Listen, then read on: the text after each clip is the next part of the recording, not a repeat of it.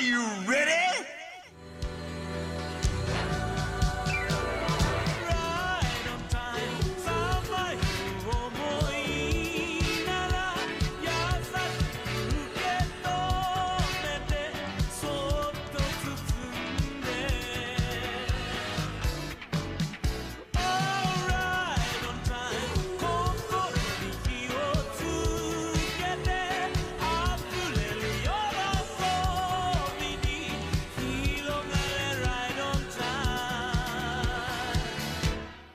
Hello, everybody, and welcome to another episode of the Weeaboo Club. Why do I always forget? I don't even fucking know. It is 28 this week.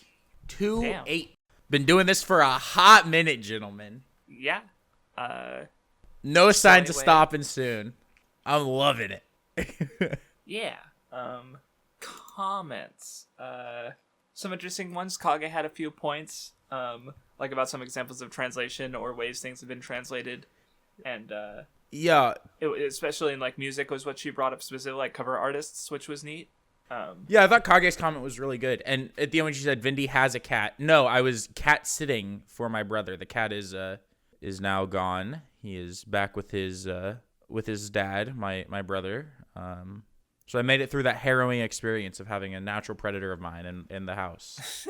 He woke me up the day after we recorded the Weeb Club. Or no, it was the day we recorded the Weeb Club.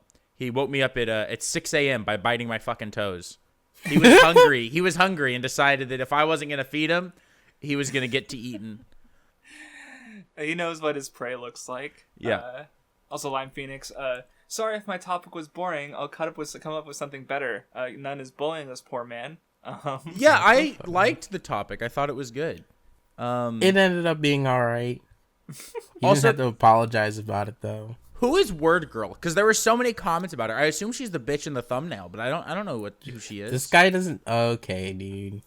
What? This guy doesn't know who Word Girl is. Kraftsdorf, do you know who Word Girl is? I didn't, but I assumed who it was through the comments. Well, yeah, like I just said, I assume it's the bitch in the thumbnail, but I don't know what she's from. Is that like a show like Between the Lions or something? Probably a show that's It's a for kids little, show. like 5-year-olds, Yeah, if not younger. it's a PBS kids show. Dude. Okay, its first episode date was 2007. Okay. Yeah, I was 9 years old. I don't need to watch a show to learn how to read when I'm 9. Her name is Becky Botsford? You really put a bitch named Becky in our thumbnail?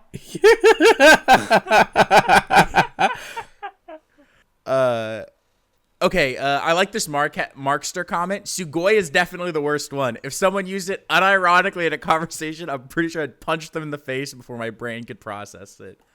Great comment. I liked Oblivion's comment as well about the German translation of Bleach. Mm-hmm. And I think that is interesting about being bilingual. Not even like, because that's not something I hadn't thought about, is not even like being bilingual in terms of speaking like Japanese and English, right? But if you speak, he speaks German and English. So he can read a manga or look through scenes in German and look through it in English and kind of piece and together. See how the two different languages translated the original Japanese, right? Yeah, and get an idea of, I guess, maybe what he thinks is better translation just based on analysis of the series and what the series itself is trying to say almost. I think that's really interesting. Mm-hmm. It's also funny, by the way, that we had 2 videos come out in the same week where we talk about translation because we also talked about it with the in the Squid Game backlog. So I just now realized, like, it's funny because we literally had 2 things in a row where we talk about, like, translation and stuff. Also, I guess related topic that I hadn't thought about, because I have a friend who really likes how Sanji was translated in the Swedish translation of One Piece, because I guess he uses more swear words and stuff, and I don't know why else he likes them, but that's just the one reason I remember. So, just kind of interesting how people can have different perspectives on things based on translation. So, yeah. I don't think I have any more comments to respond to, though. There's one comment about the case, None. Do you want to take that one or no? I didn't see it. Well, some guy with the frog avatar. Yeah, I'm not seeing it. I just scrolled through the comments again. Okay, well, you're blind, kid. Okay. Let me switch to top fucking shit because it wasn't on newest. It is on newest. It was the okay. third newest comment on the video, or third oldest comment on the video. I mean, I'm sorry. Squid Game. I don't really have anything to say. Squid Game did not have many comments. I I do think it was funny. For those who didn't know, we forgot to do final thoughts, so I had to record something at the beginning because when we were going, we just didn't do final thoughts because we're stupid or something. But yeah, I liked the Squid Game episode. I thought it was good. There's one comment that I do want to put the man on blast for. He said, I have a 2 IRL experience with the show. First, I saw a 5-year-old child at McDonald's in full Squid Game outfit wearing an Among Us backpack a few weeks ago. Also, when it was first starting to pick up major traction, the worst girl in my class started bragging about how about she watched it before it was popular on TikTok. Who cares? Keep in mind that who cares. We'll get back to it. And then screamed the big spoiler while someone else was watching it in class for some reason. And I heard it. So I'm not watching the show until the hype is completely dead in a year and cringers aren't annoying about it. Who cares? Is what I have to say about like the cringers are being annoying about the show, so I'm not going to watch it. You can watch it, not tell them, and not have to engage with them. Like, not watching it because people are being annoying about it online, so you're almost not watching it for some kind of silent protest is the most 17-year-old thing imaginable. All right? No, it just made me think of like, are you really an anime fan if you haven't like shut the fuck up while some fucking obnoxious weeb is being cringe and you like don't let them know I watch anime, don't let them know I watch anime, don't let them know I watch anime. Yeah, Dot's being a little cringer. Because I guarantee if I was in a similar situation, I'd have my head down and be like, I'm just not gonna mention that I watched Squid Game and liked it. Also, Master Spoon. So in the second season of Squid Game, they've already won the Squid Game, but the name works once you realize that society's a Squid Game, which is a Gintama chapter/episode title. Great episode title. It was fitting. Maybe my favorite episode title. It's that one or the one about New Year's. That's like, yeah, God, phenomenal. Don't get me started. So as for the Reddit, literally the only post was this Reddit subreddit is 2 years old. Here's the best posts from last year, and so The only one I have anything about, because I did go back and look through them all, was I didn't realize for the Vindy execution that it was a Danganronpa parody until. Because you hadn't really. Because I hadn't played the game in so long, I didn't even realize that it was like the music and it was even handled the same way as like a Danganronpa execution is. But then going back, I was like, oh, because I just finished Danganronpa 1, so I was like, oh, it's Danganronpa, Pog. Yeah, that's it. There's some good posts in that at least. There were some There's good nothing posts. new. We haven't had something new in like 2 weeks now. Like, hello? Yeah. Yeah, I forgot to check the Reddit. I don't even think about it. I like the Reddit. I like the Reddit when it's being used. It allows people to like post images or videos or stuff. Yeah, I know, but it's not being used, so I'm not thinking about it. They're hateful. All right, topic? It's Craftsurf's idea. Yeah, it was my idea. So basically, because we did a while ago, we did like going through anime stuff. So I think since it's just the three of us, we'll talk about like sort of our history with video games and how we got into video games, what were some of our favorites or ones we spent a lot of time with as we saw consoles we owned, etc. Just kind of going through our respective histories. Just because it's so kind of like the Smash episode, but more broad. Right, because we could talk more video games without the one member of the Weeb Club who doesn't play that many. So not that he can't talk about it, but he just have less to say, I think. Because we're but anyway, so I guess I'll start because I'm trying to remember like the first, because I know the first console we had was the Super Nintendo. Because my dad played it, he actually beat Link to the Past on it. And I definitely remember trying to play it and being really lost in the first dungeon and not having any idea what I was doing. I was fairly young, like would have been maybe 5 or 6, and first video game I played, I don't think I really got into video games until Pokemon, because then we got a Game Boy Color and it's fucking Pokemon, so of course, so that was probably like, when I really started to get into it, it was mostly like Super Nintendo game. We there was Blockbuster at the time, so a lot of the games I played we rented from Blockbuster. I remember Power Rangers the movie. What were some of those games? We had Super Castlevania 4. We owned that one. What other ones can I remember? Oh, Mario All Stars. So which was a collection of all the Mario games up to that point. I don't remember beating any of them. But yeah. Like I said, Zelda Link to the Past, which I didn't beat until we got it on Game Boy Advanced. And then Game Boy Color, I remember Super Mario Land 2, Dragon Quest or Dragon Warrior 1 and 2. I remember playing that one. I'm sure there's a lot of games, but yeah, that was but mostly it was like Pokemon. That's when I really got into video games. So how did you guys start with video games? I got a Game Boy Advance that had Super Mario Advance 2 when I was really little, probably like 3 years old. Which one was that? Sad. That's the one that had Super Mario World on it. Okay, gotcha. So my first game was like Super Mario World. I played the Mm-hmm. fuck out of that bitch. And then I got a Profanity? Yeah. then I got a GameCube a little bit later. Like probably like a year later, we got a GameCube, and that had. When I think of like landmark titles, because I'm like Game Boy Advance, right? I played so many different, like that's where I played. Like I remember playing like the Treasure Planet game and the fucking like the Finding Nemo, like dog shit games, right? There were some that I liked. There was a Godzilla fighting game that was so unbelievably pogged up. Oh my god. Which one was that? On the Destroy All Monsters Melee or something? I Like that? think so. On the GameCube? No. I'm talking about GBA. A Godzilla. GBA? It's Godzilla Domination. Here we go. I'm looking at it. I'm looking at gameplay of this game. Oh my god, re-release, please. Oh man, Toei? no, as far as like, you just remembered. Made me remember. I also beat the Power Rangers Lightspeed Rescue game on Game Boy Color. There were probably some other Power Rangers games I played too. But I mostly remember Lightspeed Rescue because that was the series that was coming out and would have had games as I was playing lots of games. Like I also played the N64 version. So anyway, go ahead, keep going. Yeah. So I played that, but then I got the GameCube, and when I think about like landmark games in the GameCube, it was like Mario Sunshine, both actually Raimi Spider-Man movie tie-in games. Yeah. The first one is so funny and how like dog shit it is in like a bunch of ways. I went back and played it like a year ago. I haven't Hysterical gone back game. to it, so And then I remember liking a lot it, of Spider-Man 2, and then Wind Waker, Melee. I had a Casper game, like Casper Spirit Dimensions. That game was something else.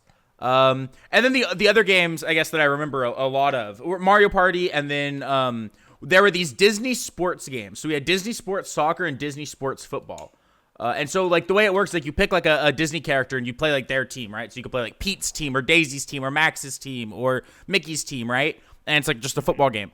Play it all the time as a kid. I've been playing a lot of Madden recently, and I went back to play it with my older brother. We like played it on Dolphin. Maybe the worst video game I've ever fucking played in my life. Holy shit, it is so bad. But as a kid, I would play that shit all the time. But that's it for like my first console. So I guess we're going like first. So now none, you go. Mm-hmm. So my first console was the N64 because I'm pretty sure it was like my mom's or my dad's or something, but it was just like in the house. So me and my brother would play it. The only two games I remember it actually having was Let's Get Ready to Rumble and a Toy Story game. I'm pretty sure it was just like the first one, like the Toy Story one, if I'm not mistaken. And like we never. It might have been Toy Story 2. Which character did you play? In the Toy Story game? Because if it was Buzz Lightyear, it might have been 2. I think you could play as Buzz. Hold on. Because I do remember the N64 Toy Story 2 game where you only played as Buzz, but I don't remember if there was a Toy Story 1 game. Yeah, maybe it was Toy Story 2. I think you might be right. I'm recognizing it. Because that was one I rented from Blockbuster and would have played, some. So, yeah. Yeah, I think you're right. I remember of those two, I think I liked Let's Get Ready to Rumble the most, just because it was like it was a fighting game. I thought it was cool. I remember playing as the guy with the afro. I think he's like the main character of the game. And then after that, I had like a couple of like learning consoles. Like I know my brother had like one that was like blue and it had like a Spider-Man game on it. It was like a Spider-Man math game. And I might have had like some other console before this one, like some other learning console that I forgot about. But I had this like orange learning console that was like the Wii U before the Wii U, because you could actually no, it was like the Switch before the Switch actually, because you could play the games on the screen of the thing, or you could have a handheld mode. See, it's like the Switch and the Wii U, because it's like you can.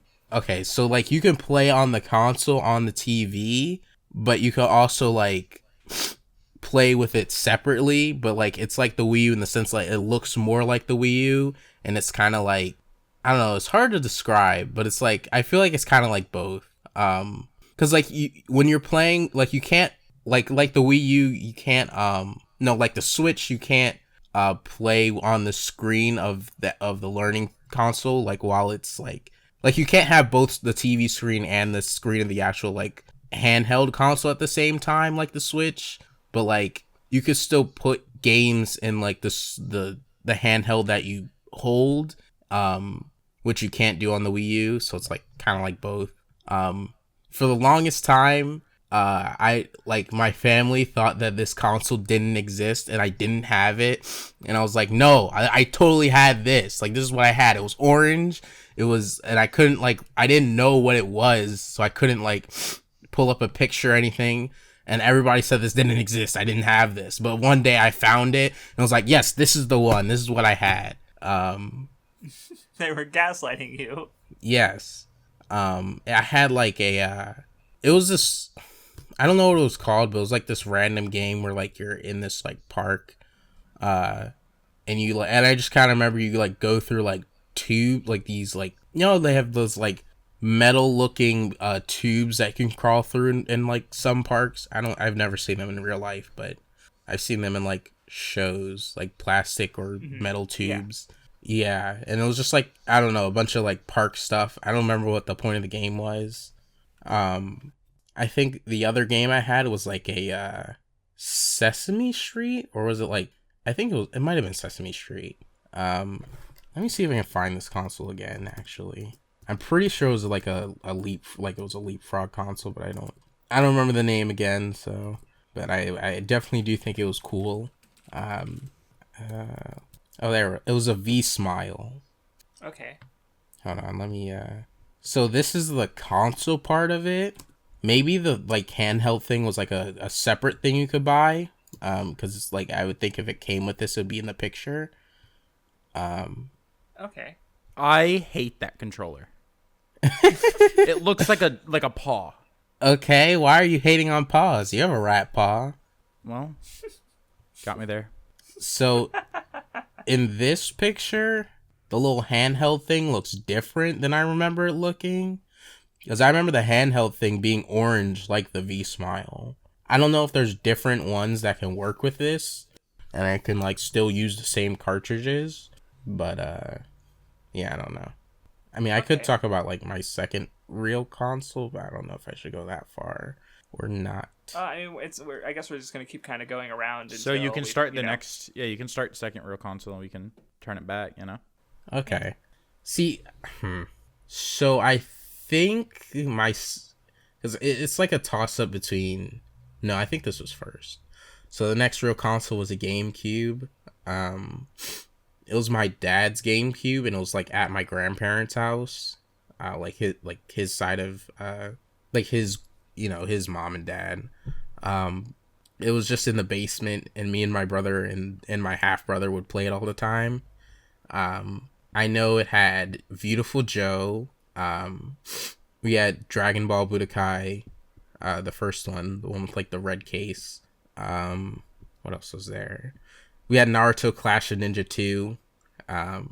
Your dad's a little. I think I think at the time that was my favorite of those, or maybe it was Dragon Ball. I don't remember. I think the biggest thing to like that like I think about when it comes to like the early consoles I had, I never got like the first party games that represent the console or anything. I never like you know, like even though I had a GameCube, I never played Mario Sunshine or anything, or any or Luigi's Mansion or any like actual like Nintendo games. And with the N64, all I had was Toy Story and Let's Get Ready to Rumble. No, I didn't have Melee. No. Okay. And I didn't even know what Smash was then. So. Remember, he didn't right. remember. He didn't know till Brawl. Yeah. Now I remember. Yeah. Crafter forgot like 4 episodes ago. Hateful. Sad. I think my I think what I think about the most between those 3 games is just like the very beginning of Dragon Ball Budokai, because it's like the hardest part. It's I said this in an episode, but it's basically. I remember, yeah. Yeah, I mean, I'll still explain it just in case somebody hasn't like listened to whatever episode that's in. you basically have to hold down Raditz like as Goku, like you actually play that segment. And to hold Raditz down, you have to swirl the GameCube joystick. And it was really fucking hard to like swirl that shit and keep him in the line of Piccolo's special beam cannon. I kind of want to play it now to see if it's actually that hard. But I remember it being really hard, and like I would like have to keep trying to do that. And I think I'm pretty sure I had to ask my brother to do it. When you did finally do it, or when you did finally do it, you went to go tell your brother. No. That was a different game. That was a different game. Oh, different game. Never mind. No, I was mixing up stories. Yeah, I know what you're talking about. That was that was a Naruto game too. Oh, okay, gotcha.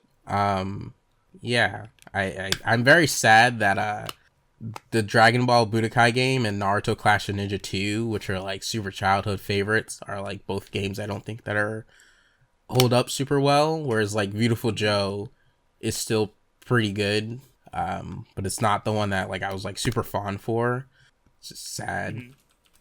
Yeah, one of you two can go. Yeah, after the Super Nintendo, we had the N64, and at this point, I was definitely into games after Pokemon, and probably playing the Super Nintendo and N64 concurrently, just because Blockbuster still had games for both of them. So so what N64 game? Obviously I liked Star Fox 64. But let's see. I didn't really get into Ocarina of Time or Mario 64. Played a lot of Smash Brothers. On the Super Nintendo, I was also playing Kirby Superstar. That was another one I remembered. I was playing a lot of those. And then once you hit the 2000s, the GameCube and the Game Boy Advance came out. A lot of that with, I remember Pokemon, of course, Final Fantasy Tactics Advanced was really popular. Because at this point, my mom was also playing games, and my brother. So she actually beat Final Fantasy Tactics Advanced, and I didn't. Like my brother also did. So that was a game that the other thing was like the reverse was like Zelda games, because my mom really liked Zelda games, but she struggled in parts. And I specifically remember in Oracle of Seasons, there was the 5th dungeon boss you have to use the magnet gloves to beat, and my mom could never do him. And I hadn't even played this game. So, like, even without, like, just learning how to use the magnet gloves, I could still beat the boss that she couldn't beat, just because, I was better at video games. But, she still loves Zelda games, and she would still continue to play a lot of them, at least on the handhelds, not on the main consoles.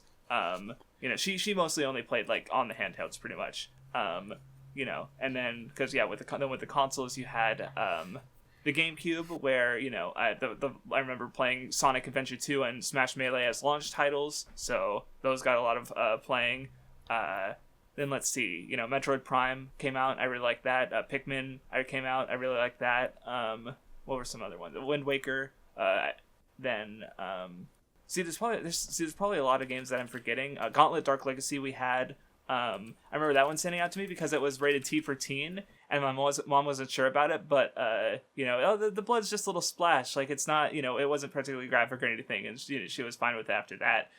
She was just paying attention to what we were consuming, and we were mature enough to like get it, I guess, at that point, because we were like preteens at this point. We did also have a PlayStation 1, which was mostly played by my dad.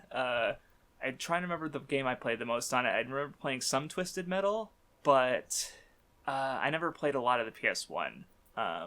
The game I remember playing most on it was Breath of Fire 3, but that wasn't until like way later, like when I was in high school. Because I was interested in Breath of Fire 3 after having played and beaten 2 on the Game Boy Advanced. God, it's just like I played a few of the Harry Potter games. I remember because we were really into Harry Potter. On GameCube and Game Boy Advance. The Chamber of Secrets GameCube game that's literally a Legend of Zelda game goes hard. I remember playing it again later and realizing that it actually sucked hard. But, yeah. Because like I remember that game being hard as shit. The parts where you have to like sneak around? Those parts kicked my fucking little ass as a kid. Yeah. I could not beat them. It was just like the fucking Forsaken Fortress in Wind Waker. Kicked my ass. I was so bad at stealth as a kid. I play that shit now. It's like, this is baby easy. What is wrong with me? Did you play the Game Boy Color Harry Potter games that were turn-based RPGs? No. Unfortunate, because I remember liking those as well.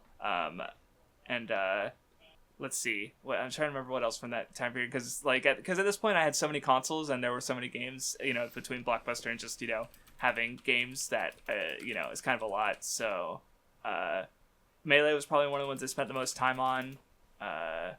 Yeah, I mean, I don't because I think after that was when I really got even harder into video games. But I'll let Vindy go next. Yeah, I was already gonna bookend. Oh wait, no, real quick, I did play the PS2 as well during this time period, which I especially remember Star Wars Battlefront 2 for some reason. But I did play I don't know if I owned God of War, but I played it. I'm sure there's some other PlayStation 2 games that I would remember, but I didn't play it as much as the GameCube for sure. Yeah, I was gonna. We didn't have an Xbox, but I did play Halo and Halo 2 at a friend's house, basically. But anyway, go ahead, Vindy. I was already planning on bookending my next section because I was gonna say, like when you're a kid, you just play video games because they're there and you're a kid, right? So this is, you watch a lot of TV, play a lot of video games because you forget as a kid, or when you're a kid, you don't realize it, but now looking back, kids just have free time. You have nothing but free time. So you're just doing games whatever. Take up a lot of free time, right? Yeah. So, and you don't give a fuck. As a kid, I would restart a game just because I liked the beginning section of it. Yeah, or I'd restart games that it doesn't make sense to restart, like Super Smash Brothers Melee, just to go and unlock everything again. Yeah. Right? Yeah. If little me was exactly. as time conscious or good with his time as current me is, are you kidding me? He would have been a little psychopath. But. So, whatever. The one thing I will say about the GameCube that I didn't mention, but I thought about it when you mentioned your mom playing Zelda. My dad, when we got Wind Waker, and I don't know how we lost this guide. Maybe he kept it because he didn't want us to. I don't know. But he bought the big strategy guide book, right? Played through Wind Waker with that and gave up on the Triforce hunt. I understand. And that was his file, and that was file 1. And so then my older brother's file was file 2, and mine was file 3. And I kept restarting my file all the goddamn time because I would just give up, But so I forgot about that story where my dad just basically played through all of Wind Waker with my brother and I watching. So then he knew a guy at his job, and this was a couple years after. I don't know what year this was. Actually, trying to think about it. But Blockbuster was still pretty much around, and I'll get to why that matters. But he knew a guy at his work, and I still have this Xbox. It's in my closet, but it needs a new fan, and I haven't wanted to buy the shit to fix it. Who knew how to mod Xboxes at his work, because he worked in computers and shit. And he bought a modded Xbox from this guy. So the way that it worked was it had a bunch of games and stuff on it, and if you put a disc in, you could just write the game to the hard drive. So I don't own any original Xbox games, but I played a shit ton of them because we would go. Blockbuster had this deal over summers where it was $1 game rental, right? So you'd pay for a monthly thing, and then you can rent a new game for $1. And so what our dad would do is he would take us to Blockbuster every day. He'd get off work, come home, pick us up. We'd go to Blockbuster, rent a game, go home, install it to the Xbox, and then do the same thing the next day. So that Xbox, I mean, that was wild because it was any game I wanted. From Blockbuster going to the shelves. And there were some games, you know how it is when you're a kid. And especially, I really think that generation of consoles was so wild with some of the shit that was on there. You know what I mean? Some of those games just should not exist. All right. But you're looking through all the games. And so I just take games, right? So I take a Batman game or a, Shrek game. Shrek. Yeah. I played so many of those Shrek games that came out. Or fucking, you'll take the what is it called? I'd take an Over the Hedge game, right? Just random fucking games like that. So I have a lot of memories of playing all these different games. And there's one game in particular that I didn't play for a long time because I wasn't old enough, and then I was old enough and I played it. And that's when I really think I started getting super, super into video games. Well, I'll get to that in a second. Then I guess I'll talk about also handhelds as well, where then I got a DS when it came out, and I played Pokemon, and so mainly I wanted the DS. Actually, I got the DS before Pokemon was out.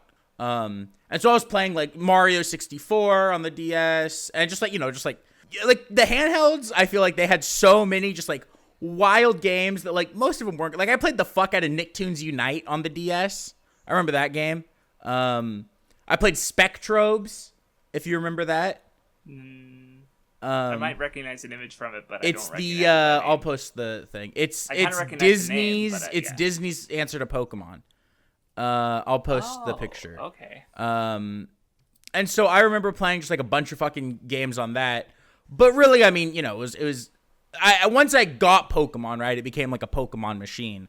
But the DS, right, didn't have Diamond and Pearl for a little bit. Okay, this is technically the second Spectros game. Oh, I recognize this. I did not know this was Disney. Yeah, look in the bottom right. Yeah, I saw. Huh. So yeah, I mean, just played all sorts of random games, but still as a kid. And then I'll hold off what game it was that got me really, I think, into games until it comes back to me. Or actually, I guess I go next, right? Since everyone else has done this next section. Well, I'll just go right into it then. It was Halo 2. Halo 2 was on the Xbox, and for a long time I couldnn't play, right? Because you're a kid. And it was like fourth grade. I was like 10 years old, and my dad was like, look. Because like originally it was like I could play T-rated games if like my dad had played it first or checked it out and made sure it was okay. Right. Because I think I talked about that with Melee, right? Where he tried out Melee. Like I remember like our grandma got us Melee and my parents thought it was T. And they were like, I'm sure this is going to be okay. But like me and my brother had to sit downstairs when my dad went upstairs to where the GameCube was and tried it out. And he was like, yeah, this is fucking, yeah, of course you can play this. It's Mario. What was it, Melee or something? Yeah, Melee is what I'm talking about. Yeah. So, but we couldn't play it at first, right? Because it was T, even though Mario and Pikachu were on the cover.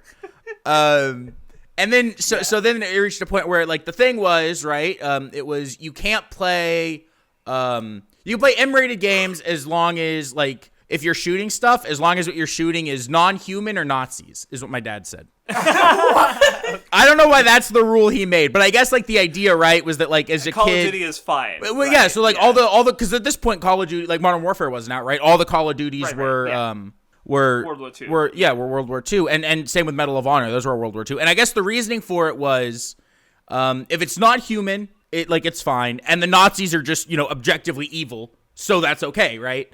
Because like they didn't want young impressionable me to turn into like a school shooter or some shit. I don't fucking know.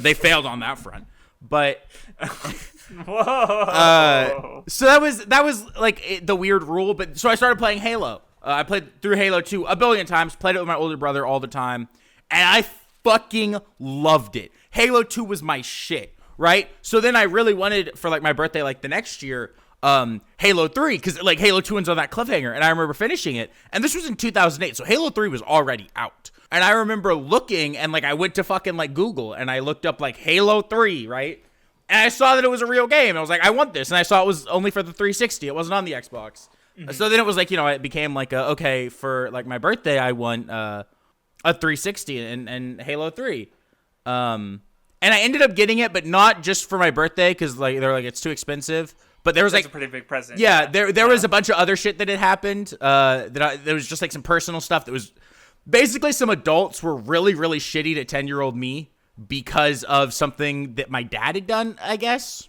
Like basically these adults were like really, really shitty to like way too shitty to a kid over fucking like youth fucking football. But my parents thought I handled it really well, and then I also like was doing really well in school, so they're like, "All right, we'll get you the 360." So I got the 360 and Halo 3, and so I played a shit ton of Halo 3, and this was before I had Xbox. So you remember, Crash, when we did the Halo streams, how Halo 3, yes. I just knew everything that was going to happen in that game. See, like I was thinking about it because like right now I'm going through a bunch of favorite game franchises. To like I'm to talk about Star Fox, and I'm going to talk about Star Fox later. I'm already playing Metroid, and I thought about it. It's like, I think I have to play Halo on my own later because part of me doesn't feel like I played the games because partly it's because I was distracted talking to you, and partly because like you'd literally finish parts of levels before I like was even like aware of it, right? Well, like, and Halo 3 was the worst about that, right? Like we finished that in like a 4-hour stream, and that's just because I had it for like whatever. I got like Halo in like my birthday, right? So like September, right? Christmas was Christmas was a while later, and what's funny is. The only two games I had on my 360 for a long... Oh, and we had already had a Wii at this point, too. I forgot about the fucking Wii. Everyone had a Wii, though, right? Like, we can just... It was literally one of the most... Like I remember it being... Because I at this point, I was in high school, right? Yeah. And the way the Wii was talked, like, and known, it was, like, everyone fucking wanted one. Like, we lucked out because we were at, like, fucking Circuit City or somewhere, and they just mentioned that they got, like, as we were checking out, someone in the back mentioned that they got like 7 Wii's in, and my mom was like, "I'll take one of those." Like she fucking saw the opportunity and she took it. Right? Yeah, and for a while there, everyone has a Wii. Yeah. That console was so big at the time. Everyone's got a fucking Wii. But I didn't count that because I mean, I played like Wii Sports and like Mario and Sonic at the Olympic Games. Like, that was very similar to like the GameCube and stuff, right? Where you're playing it, it's there, but I wasn't, But so then I had it for a couple months, and the only games I had were Lego Indiana Jones, which I like played through and then didn't touch anymore. Halo 3, and then the fucking Burger King racing game. Yeah. Which is dog shit. And even little me knew it was dog shit and did not play that game. And I didn't have like Xbox Live at the time. So I swear to God, I spent fucking months just replaying the campaign in Halo 3. Right. Because I also had Halo 3, but I also had Xbox Live, and I definitely didn't play the campaign as much as you did from the sounds of it. Yeah, because I was a kid, I had nothing else to do. I would have had other games to play as well, so it's right. not like, And I in also your case, you had one 360 game basically, or not one 360, you just explained your list, but one really good one, I guess. One that I really, really liked, yeah. Exactly. And so I nothing else to do with it. Yeah, so. And so I was playing it just all the fucking time. And like I would go into the multiplayer maps, but there aren't like bots, right? So if my older brother didn't want to play with me, you just explore. I would just go back to campaign. That was all there was. Oh, okay, gotcha. Yeah.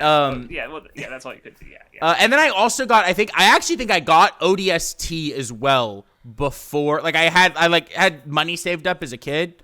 And I maybe went and got ODST because I just loved Halo so much. And then for Christmas that year, I got Modern Warfare 2 and Xbox Live, I think.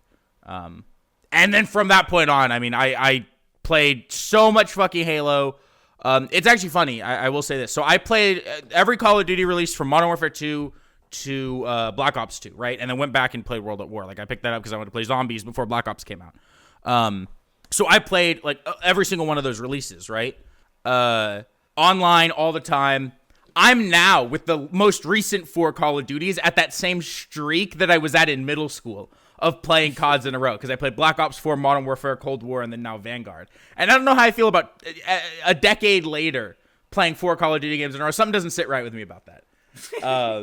Maybe life is cyclical. But so that was like really when I started, because then like at that point now I'm playing these games online. I'm watching YouTube videos about them. I watched a bunch of those like in like Modern Warfare 2 when this was like starting, like the Call of Duty commentary YouTubers where like they would play multiplayer, get like a good game and then like commentate over it, right, for like 10 minutes.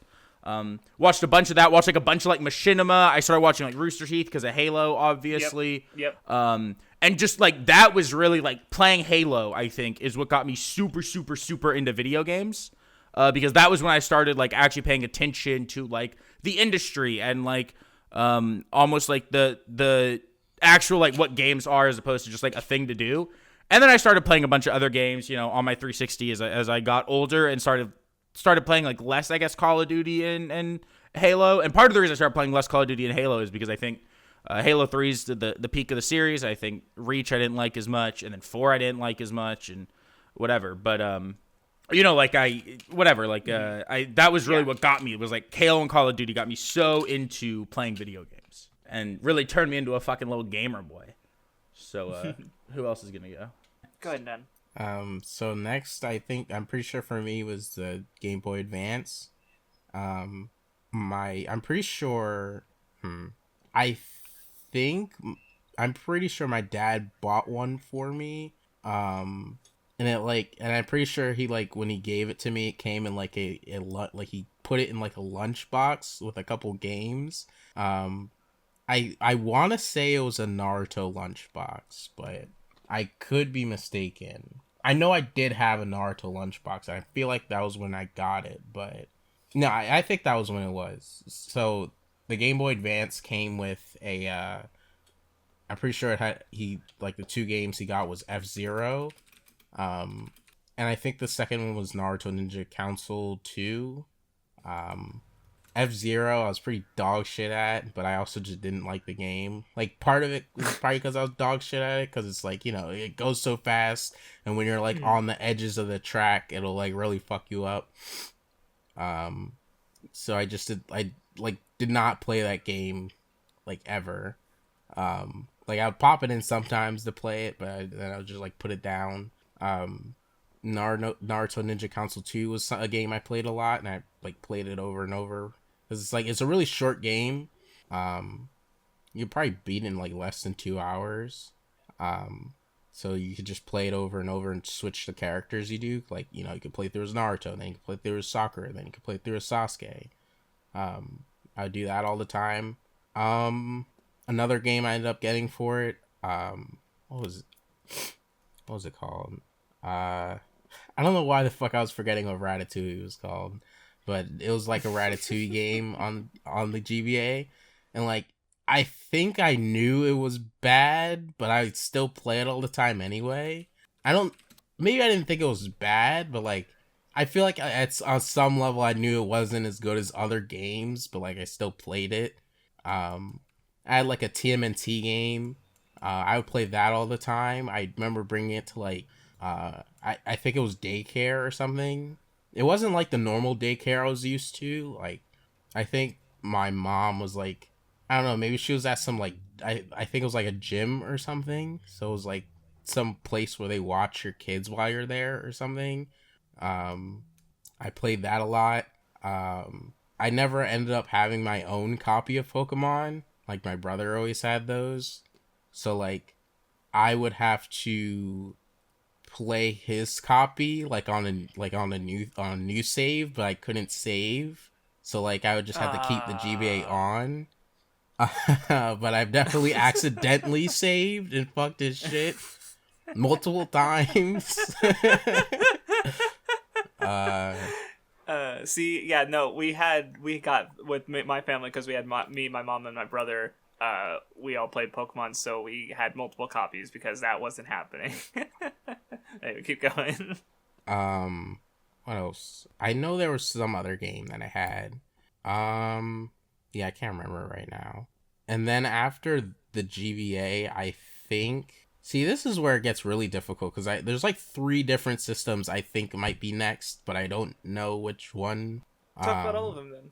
Because you're a little behind. You're still yeah, on the you're GBA, you're on like the Wii and 360. Yeah, we're on like when we started really being gamers, and you're like, yeah, as a kid I was little and I was playing Ratatouille on the like andale. Okay, dude, I'm sensing some bad juju here. Are you okay? Yeah, I'm fine. All right. Okay, so I guess I'll just talk about the DS next. It took me a while to have my own DS. Like my half brother had one, and I would like try it out a little bit. There was this guy who was like in our neighborhood. I don't know how me and my brother knew him, but we were just like outside, and he had like Sonic Rush on his DS, and he let my brother have a turn, and I really really wanted to play, and I don't think I got a turn ever. Which was very sad. Oh. But eventually, and I still have never played that game, not even once. So, I need to play that. But, eventually I got my own DS. My grandmother probably got it for me. I know she got me my PSP, but I don't know who bought my DS. But, eventually I had one. I got a Ben 10 game. I don't think it was the first game I had, but I know it was like one of the early ones. I think it was Protector of Earth. Had Pokemon, obviously. I'm pretty sure I had Diamond first, and then I got, at the time, I think it was Soul Silver, maybe? No, it was probably, I don't know. I don't know which one it was, actually. Oh yeah, I guess I did forget to mention, like, way earlier that my first Pokemon game was technically, like, I'm pretty sure it was like Pokemon Red or something. Like, I know me and my brother had like one of the like older Pokemon games, and we thought it was weird because it was in black and white, and it was like, what is like ew, what is this? You know, I have no fucking idea what the fuck happened to that because it was probably like at the time we probably just didn't value it at all because we just thought it was like this old game, and it's just probably fucking lost somewhere. I don't know. And you know, obviously we wouldn't know how valuable it was. See, I can't think of too many DS games that I had just because it's like I don't think I got that many games on the DS if I remember correctly. And then after that, or at least around the same time, I got a Wii. Um, it was one of those things where everybody was talking about it, like of course. Um, and so my mom just bought like a Wii for all of us. Um, but eventually, over time, my brother just kind of lost interest in it, and I think my mom did try it out at least like one time, but she doesn't really like play games or anything. So eventually, the Wii just basically became like literally mine because I was like the only one who was like actually still Mhm. interested in it. And on the Wii, I had Sonic Unleashed, Sonic Colors, Sonic and the Black Knight. No Mario games because like by that time I just had this thing against Mario for no reason. And it wasn't even because like the typical reason of, oh, I like Sonic, so I'm not gonna fucking play Mario. I just had a thing against Mario for no reason. Like it wasn't even just because like I don't think I knew about the You Sonic and probably hated Chris Mario Pratt. fucking rivalry. I'm not a cringer. I don't hate Chris Pratt. Um, I think the Sonic games on the Wii were probably like my most played ones, especially like Sonic Colors. Not because it was like my favorite of those, but it was because someone else I knew had Sonic Colors and was like really into it. Um, and I think of those three, Sonic Colors is the only one that has like a multiplayer kind of thing. Um, and then I was also like super into Brawl. Like that's when I actually knew Smash was like a thing. Cause like, I didn't, again, like I didn't really play like Nintendo games cause like, I think a big majority of the games I would like actively seek out before the Wii were like anime games. Like, so that's why like, if you Mhm. check my like backlog, like the video game backlog website, you just see like a shit ton of anime games because that's just like what I would buy. Like I would get all the Naruto and Dragon Ball games, like the Naruto Heroes series on the PSP. Um, that was a story I told on like one of the episodes where I finally beat the hard mode in that game, and when Yeah. my brother was in the shower, I was like, "Yeah, I did it, I beat hard mode," and then after that, hard mode is insane mode, um, and like it glitched or whatever. Like I mean, I guess it was a glitch where the CPU just stood there the entire time, so I just beat the CPU because it was just literally standing around, um, and I got a free win, so I beat the game because of that. Um, on the Wii, there was also like, I know, yeah. I mean, we also have Wii Sports, of course. Um, I did play like the 2D Mario game that was on the Wii, just because like my brother's friend had it and he like brought it over like once, um, and I think I got a chance to play some of that. So I think that was like, I wonder if that was my first Mario game all the way up to the Wii. Like even though I had an N64 and GameCube and GBA, that might have been my first Mario game. Yeah, I can't think of anything earlier. Um, I feel like there's so many games I could bring up. I don't know if I should bring all of them up or not. Um, I guess I didn't really talk about Smash that much. I would say Smash was like probably the most important game I played of the time overall, I guess, just because it's like, I had a friend who I'd go over his house and play Brawl a lot with. It was definitely the game that I was like most actively interested in, just because it's like I'd go out of my way to like, make ideas for like, oh, who should be in the next Smash game, or like just various different things that I would write down about Smash or whatever. Mhm. Um, I think the most standout idea to me was that like, Taboo, the final boss of Brawl. Uh huh. Yeah, I had this idea for like in the next Smash game they'd have Kid Taboo, his kid, but he's like he like his kid is the playable character. And like even though it's one of that dumb like kid shit ideas, it's smart in the sense that like I recognize Taboo's too broken to be a character, but his kid could be a character you can play and he wouldn't be broken and he could be good. Like, a good guy. So it's like, Mhm. kind of smart. Um but yeah, there's a lot of other games I could talk about, but I don't want to go on too long. I don't know. When were you becoming a real gamer? I'd probably say with Brawl, yeah, probably. Okay, so that's when you started to get more serious about games and more into like news and stuff like Oh, that? news? Or no, I mean like caring about the industry is more what I was saying. Oh, no, not yet. You can keep going then, because that's what I'm going to talk about, and then Vinny's going to go again, and he's already at that point. So you're way behind, is what I'm saying. Okay. I mean, let me... We're trying to stop everyone's sections at the same point in their journey, and you're still very far behind. Okay. So, my brother had a 360 that I played a lot. The two games I remember playing the most were like... Actually, no, three. Naruto Rise of Ninja, Naruto The Broken Bond, and... Actually, no, I think those were the two that were part of the same series.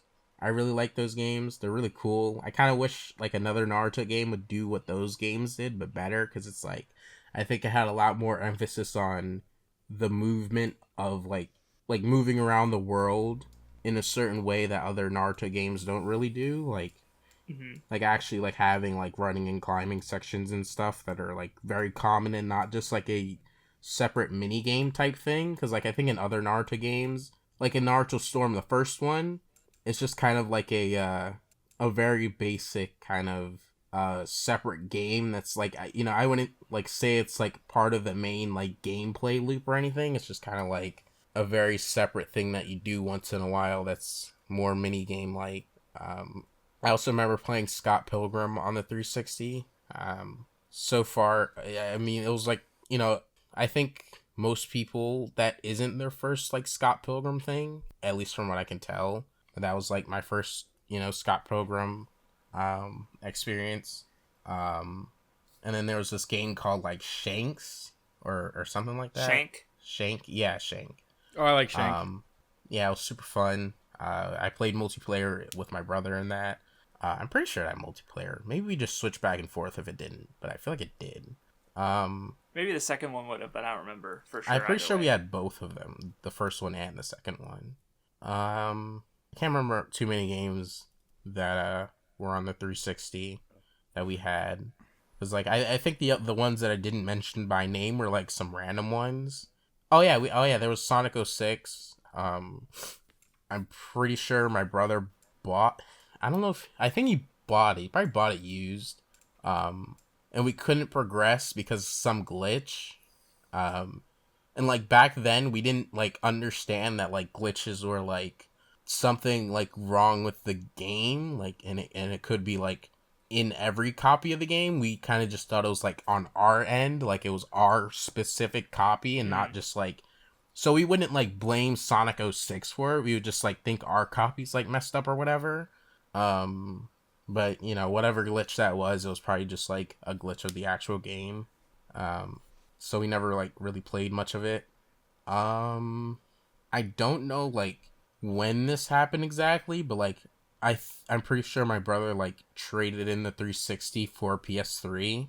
I don't really remember why, but I'd probably say around this point maybe I started like at least like having a little more expanded amount of games I would play, just because eventually like he would get like a lot of games for the PS3, and like, you know, PS Plus is a thing, so it's like I'd have an opportunity to try out a lot of things that I wouldn't otherwise. Like a couple like random games like Remember Me, Skullgirls. There might have been like a Blaze Blue game.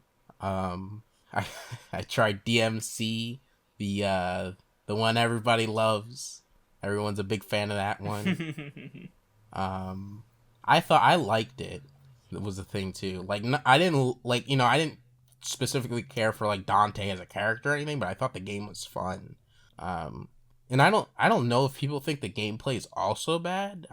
I never really hear people complain about the gameplay itself. I don't know. It has some things that people don't like. I'm not gonna say it's like the worst DMC game gameplay wise. I think most people would agree 2 is probably worse, and maybe 1. But I think when people compare it to 3, 4's gameplay, or 5, it falls super, super short, which is really underwhelming because it came out after 4 and went kind of backwards, I think, in a lot of ways. Sad. Yeah, it's still the only DMC game I've played, and still gonna be the only one I've played for a long time. What else was there? Oh yeah, I forgot to mention on the 360 there was also Call of Duty, but you know, I think everybody's at least played a Call of Duty game.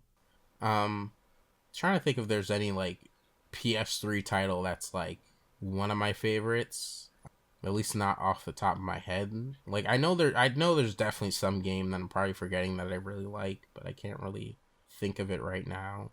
I don't know if I should keep going because me getting into the industry, or at least like paying attention to some video game companies is like, I mean, it's the next console, so should I just go or Go for it. okay? So I think when I finally got there was with the Wii U. Hold on, let me think about something because now I'm forget if I got a 3DS or a Wii U first. I don't remember actually. I'll just go. I'll talk about the 3DS later, I guess. With the Wii U, it was like it was like the first home console that was like bought specifically for me. Like even though the Wii ended up basically being mine, and like I could keep it or sell it or whatever, do whatever I want with it. The Wii U was still like the first console that was like gifted to me, so like it felt really special at the time.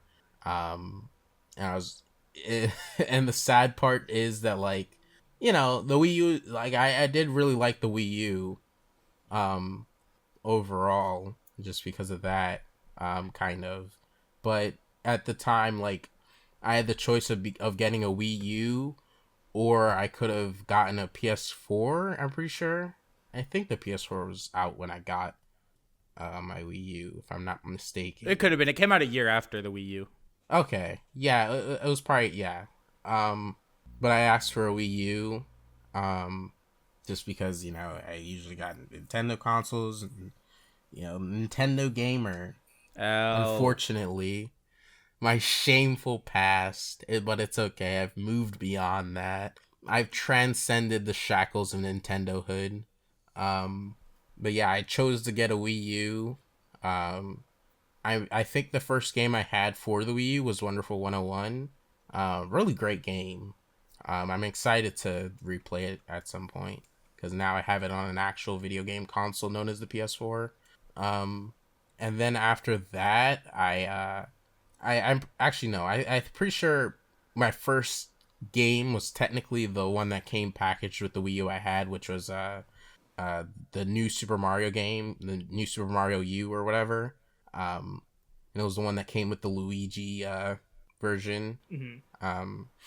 But I think the game that I think I did also get Wonderful 101 at the same time. Like it was just like I got the console. Maybe my mom didn't know a game came in it, so she went out of her way to get another game. Like she let me pick out another game or something. I don't know. And I think around that time, I actually did have like more of a concept of like what Nintendo's doing as a company or whatever. Just because eventually when I got Smash Wii U, that's when I got into like the community of a game because I'm pretty sure it was an Etika video where he talked about how Zero had like a bounty on his head, like he's I don't remember the specifics around it, but it was like a bounty for like whoever could beat him in a tournament or whatever. And Etika was talking about that, and I'm pretty sure that's what made me watch like Smash tournaments. And so having a community that I keep up with made me kind of like look at Nintendo stuff more, like and what they're doing, and like hearing things about Nintendo because I'm keeping up with like a Nintendo community. Trying to think of what else I had for the Wii U. I had some stuff that most people who hadn't Wii U probably tried, like Splatoon, Mario Maker. Since I didn't have like my own PS3 or like PS4, I fucking bought like the Assassin's Creed release on Wii U. I had Black Flag and 3 on the Wii U.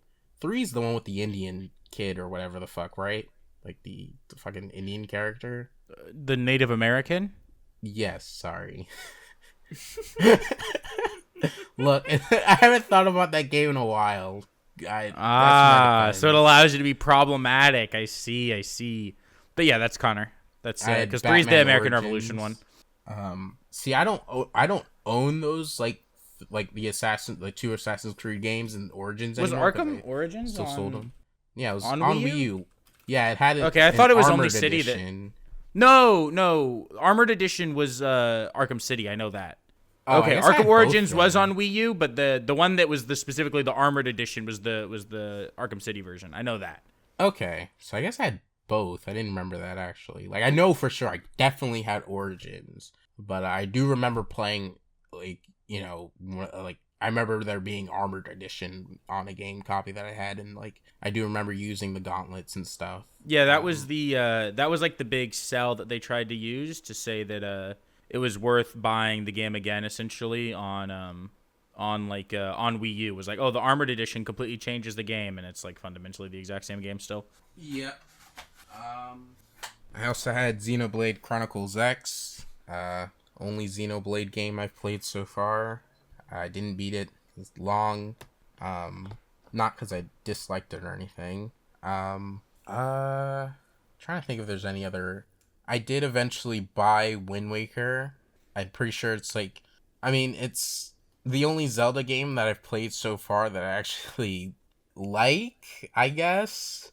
Like I thought some Zelda games that I've tried were fine. I don't like Breath of the Wild. But it's one that like, I did want to finish it until I lost my save file, so I'll finish it eventually, but and I guess the final like physical game that I can remember, because I have some download titles that I don't think about, so I'm not going to be able to recall them, but the last physical title on the Wii U that I really liked when I played, well, not really liked, but I liked it, was Rodea the Sky Soldier, which is like the game the creator of Sonic worked on. Yeah. I know what you're talking about. Yeah, it got unfortunately fucked because I think, first of all, I didn't really like I like people just didn't know it existed, and its fucking main version was on the Wii U, and the 3DS version was like ass. So like the one with like, the one on the console that people could like actually like play it, like buy it and play it for, that version's just terrible. Rodea the Sky Soldier's release on Wii U, it comes with like a Wii version and a Wii U version because it was going to be a Wii game, but like I think it was like on the verge, like it was on that like point where the Wii U was about to come out, I guess, so it just kind of got like pushed over to the Wii U and 3DS, but they still had significant progress on the Wii version, so they just kind of like released the Wii version plus the Wii U version, but the Wii U version's actually really bad.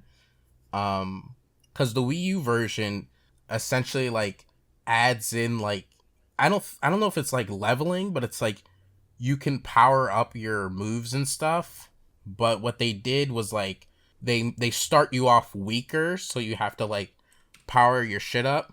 But they didn't like change the enemies at all to like account for that. So like you're like dog shit weak and like doing no damage. Whereas the Wii game, the Wii version, it's really fun because like, like it is also a game that's like very much about going fast, and like, you go fast and you like hit all these enemies, and like, it's like a very fast flowing game, whereas like the Wii U version, starting you off all weak and like really like kind of changing how the gameplay is, it just makes everything like really slow, and it takes really long to defeat enemies, and it's just like doesn't really work well. Like that's what I know from having like looked into it and stuff, but I haven't actually played through the Wii version yet. I only played the Wii version so far. But I do think it's like a sick game. At least at the time I thought the story was like a little cheesy in a sense. I guess at the time I just thought like how it handled all the villains like turning good was like not super well done. What, you guys talk no jutsu? No, it wasn't talk no jutsu. I just remember being like really silly, like how they turn good. Like maybe it's not like a problem or anything, but that's just what I thought at the time. But, I still liked it. I'd like to play through it again actually. And I do know that like everyone who's actually played the Wii version also thinks it's like really fun. Like it's a fun game. Like you should probably like look at a little bit of the gameplay for the Wii version, to get an idea, because I do think it's a game worth playing. Unfortunately, I don't know if it does that thing that Bayonetta did, where the initial release has like both copies, but the later one like might only have the Wii U version in it. Because I know Bayonetta 2, like I own the initial copy of that where it has Bayonetta 1 in it, but I know later copies only have 2 in it, so yeah. So yeah, someone else can go. All right, so going into my next console generation, I did have the Wii and the Xbox 360.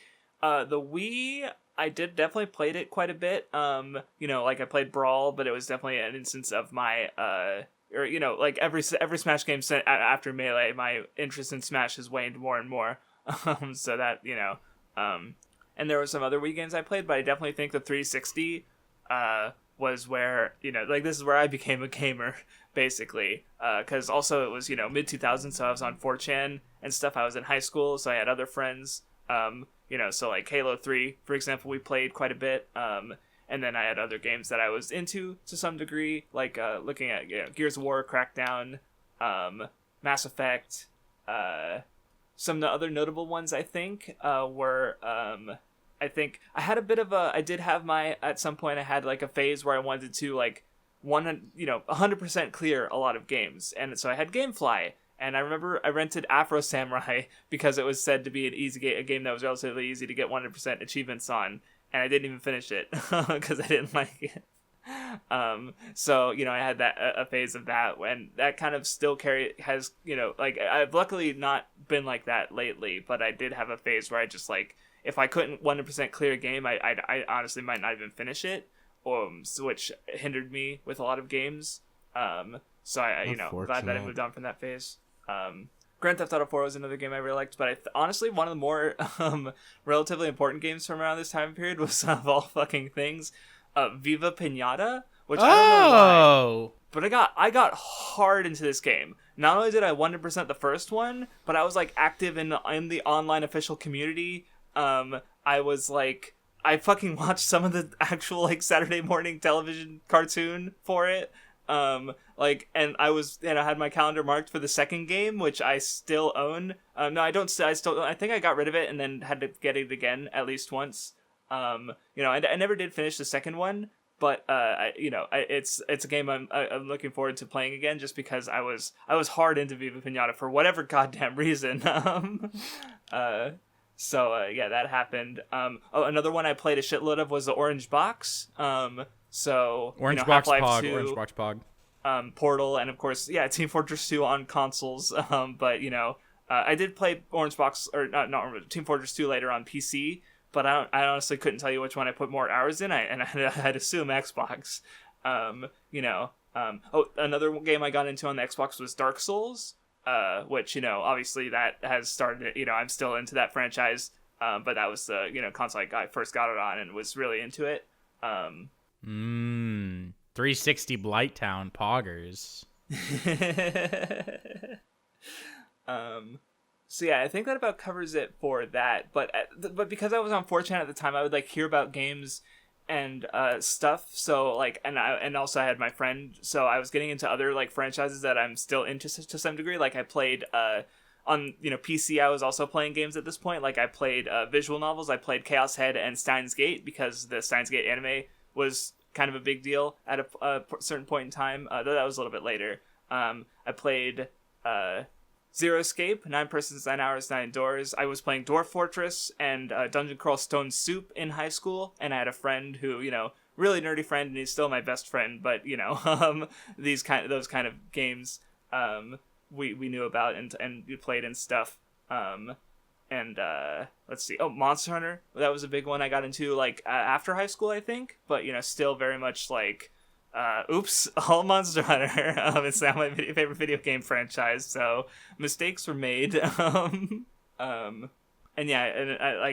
after point eventually like was got into. I guess because that wasn't the first time I was playing PC games, because I did also have some like I remember playing some RTS games before then, like in closer to early high school or middle school, like Age of Mythology and Battle Realms. I remember. You ever play Freddy Fish?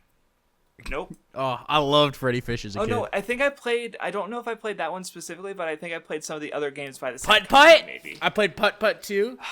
The only one I never played was Pajama Sam. See, and I don't remember which ones I played, if any. Now that I think about it, just because, but I definitely recognize a lot of the I recognize all of them. Spy Fox and was another one I think, and but I can't remember if I played any of them. Now I mention it. There's Freddy Fish on Steam. I'm about to fucking no. What the fuck? But Putt Putt is. This is fucking cringe. No Freddy Fish stream. I'm fucking baby molding. Okay, sorry. Continue. Yeah, I guess like. Because, yeah, I'm just looking at my list of games I remember playing, and I see, lots of Steam games, because, you had Humble Bundles and stuff, so I'd get a lot of games for cheap, and, play some games, and that happened. At some point, I got into Danganronpa. Oops, another big important franchise that I really got into. I like the Telltale's The Walking Dead quite a bit. Binding of Isaac was another one that took 1,000,000 hours to the point that because there was the first one before Rebirth came out that I got and played a lot to the point I 100%ed it, and then when Rebirth came out, they did the Eternal update for the original Binding of Isaac to add more content to it for free, and I also went back and 100%ed that even though I had access to Rebirth. And I'm still playing Isaac Rebirth because they did the expansion earlier this year. And then Repentance got like a huge update a couple weeks ago. Yes, which and so I've actually gone back to it since that newer update, which was mostly bug fixes and balance changes for some things that really needed to be fucking fixed. But let's see. I'm just trying to because I'm about getting caught up to where present day at this point. I have 3 arcs left for me. Okay, because at this point, there's also times where I went back and played older games. Like at some point, I have a PS3 now in it, so I can play. I have Demon's Souls physically, which even though I didn't play it when it came out, I went back to it after having played more Souls games because it's like, hey, I like this franchise. Or I remember another one. I think it was after I graduated high school, but there was a year before I actually got a job because I just kind of didn't want to do anything. And I remember playing that. This is when Star Fox 64 at the time became one of my favorite games because I just for a few days I just played it and just beat it a bunch of times, and I really liked it. I don't know, and that's basically it for the most part. Is because I guess and the most recent stuff is lately I was playing Steam games for a little bit that I owned on Steam and purchased ages ago, but had never got around to. But I eventually got bored of that, and now I'm doing what my favorites replay, where I looked at a bunch of games I'd considered favorites in the past, and I'm playing a bunch of games out of those franchises. And so yeah, I guess I'm basically caught up unless I can think of some other major things that I forgot. But so yeah, go ahead, Vindy. Let's go. Okay, so this is I guess we last left off when I first started getting into Call of Duty. And by the way, I'm giving probably the most Cliff Notes version of my shit, right? There's so many games I played during this time, but it's a lot of them are just I don't think are super important to mention. I guess my overall development, right? Especially because Modern Warfare 2, I put, probably a good over 1,000 hours in that year in, you know what I mean? So it's that is a huge game, right? Same with Halo. Yeah, I tried to focus on games I played a lot. I also played Destroy All Humans and 3DS games. I didn't feel like they were worth mentioning. Yeah. Right? So then I kept going. I played a lot of Call of Duty. One game that I got really into in middle school was Castle Crashers for a while. Played a metric fuck ton of Castle Crashers. And then there was what else was there? I played some single player games kind of intermittently. I played some of the Assassin's Creed games. I played some other stuff. I can't even remember. I got Skyrim right when it came out and played that. Fallout, New Vegas, and 3 I played a lot of. Just kind of a bunch of different games. Left 4 Dead I really liked, and the Orange Box as well, actually. Both of those. But for the most part, it was very much, Halo, Call of Duty, stuff like that. I think when that kind of started to change off of Halo and Call of Duty was I didn't really care for Ghosts that much. I thought Ghosts was like fine. I didn't play. To be fair, I didn't play much of Ghosts. I was kind of after Black Ops 2, which I mean I liked Black Ops 2 a lot, but I felt like I was pretty done for the moment with COD. And so I went to other stuff. Like I got an Xbox One a little bit after like all of this. Like I worked like a summer job and had enough money to buy an Xbox One, like without the Kinect, right? So it was like, it came out like that fall, that next summer I got it, right? So it would have been like if I had gotten a PS5 this summer is how early I got the Xbox One into whatever its launch. And I had, at the time I like only had like Dead Rising 3 and like Titanfall. But then like throughout that next like year, 2 years, there was one fall I remember I picked up like almost every major game I was interested in. Like I got like Assassin's Creed Unity, I got Sunset Overdrive, just a bunch of Destiny, like a bunch of those games, like 2014 I guess. I got a bunch of the single player games I was really interested in. And I played a lot of Titanfall with friends. I played some Destiny, but I never got... The problem with Destiny was I decided I didn't really want to play the game. So if you don't know about kind of when Destiny got like good, I guess, right? It kind of started and like the first year of Destiny wasn't great, but there was from my understanding, because I kind of stopped playing by this point, season or the first year ended and then the Taken King came out, and that's when Destiny got really good. Was Taken King was when like the actual in-game grinding and stuff. And by then I was already not playing as many games because I was not playing as many games like how would you say like on console, and I was playing some single player stuff but not as much. And then what kind of happened was I like went half and half with my parents for like a really cheap like $500 Black Friday deal for a computer that was like not good, you know, but could run like games. And that was when I got really into Counter-Strike. Was on that computer, and I didn't even like know. I think the reason I started playing the game, because I actually, funny enough, I picked up CS:GO on 360 when it came out, but like it was a really bad version of the game, and released CS:GO was kind of not great. So I like barely played it because CS also just you can't play CS with a controller. It has to be mouse and keyboard. The way that recoil works and just the way the game works, right? It has to be with a mouse and keyboard. And so whatever, then I played it a little bit where like I had some friends in high school that like played it a little bit and they invited me to play with them. And I played it a couple times with them, and then it just kind of hooked me, and I just kept playing and played in like a really like a way to like try to actually get really good at the game. Right. So I was doing like death matches and aim training and, I think I've talked about this before, how into like I would like in class in high school, I would like look at like maps of the CS map, and part of this is because then eventually I got to the point where I was playing in like amateur teams, in like a league format, like in the ESEA leagues, for I mean if we had won for money, but it was like a $10 buy-in, so it was like a couple $100 if you win the whole league, and I mean there's a shit ton of teams in it, so you'd have to whatever. It's a whole big deal. But I would like look at, and I was like the strat caller for the team that I joined, because I like put on like when I like was looking for a team that like I could call, and then they needed a caller, so they called me.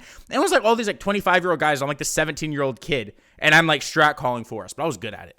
I was like, I would like pull up. There was like an online tool where it would have the maps, and you could drop like smokes and flashes, and it would show you the size of the smoke compared to the map. So I tried to look at like ways to take sites where maybe it's unorthodox, but maybe you smoke off a different part of the site and you get like this free line to go here if people are like on this other side of the map.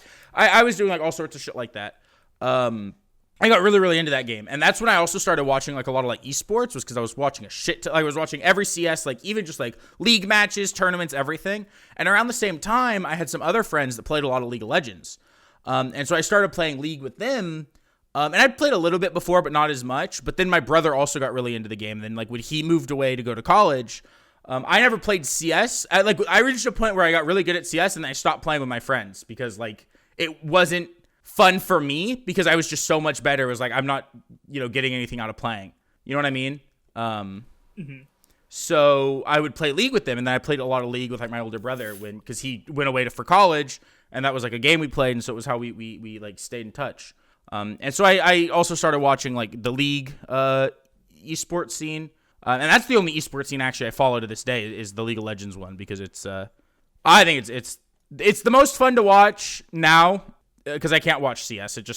But that itch, that like mental like whatever that I have, I have to like I had to break it because it realistically was probably like a little bit of an addiction for me when I was playing the game, and it was bad, and it's like I don't want to go back. You know what I mean? I don't want to. Yeah. I don't want to be back in that stage where everything I did was this one game, and I'm not doing anything else, right? So I had to get away from that, and that lasted a good couple years, and then one day I just I like stopped playing for the with the team I was playing with. And then it was like in between seasons. I didn't really want to look for a team for the next season, like for like an amateur team. So I just quit. I just said I'm done, and stopped playing the game like entirely, like cold turkey, and never really looked back. I played every once in a while. I'll play a couple games with friends, but I really don't care. And I'm so like I like to joke that I'm washed. It's funny to say I'm washed when I was never that good, but I was pretty fucking good. And so, I joke that I'm washed now because I just, the muscle memory does go away after a while for, like, aiming and stuff. And so then, that was when I started getting back into playing, I guess, like, single-player games. And then I'll stop there. And then I can make that next arc my last one. But that was, like, high school me. Was, like, very much into, didn't really play many single-player games. And at some point in all of this, I traded my Xbox One for a PS4. I think the only games during this time I can remember playing on my PS4 were the Uncharted games and the first Last of Us and maybe Bloodborne. Were like the only games during this period that I played on my PS4. Everything else was just CS or whatever. So I guess, this is around the same time period as the Wii U, but it was probably a little bit after this that I got a 3DS. And unlike a lot of other people, I guess, I really love the 3DS. Not that other people don't like the 3DS, but I think for a lot of people, the DS is the one that they're like, this is the one for me that, that they're really nostalgic about and really like. But I really like the 3DS. Part of that's probably because like it was a time where I could get a lot more games for it compared to my DS. Like I don't really think I had that many games for my DS. Whereas with the 3DS, I had quite a few games. And I'd also say like, even though I played Pokemon before then, it was the point where like, I think it was probably like the most, I could like actually interact with the social parts of it. And also like, really get into every aspect of it that I couldn't before. Like, I could actually like make competitive teams and battle with them. I was really into shiny hunting, which is really cringe and a waste of time and terrible. But I sunk a lot of time into that, like a lot of fucking time into that.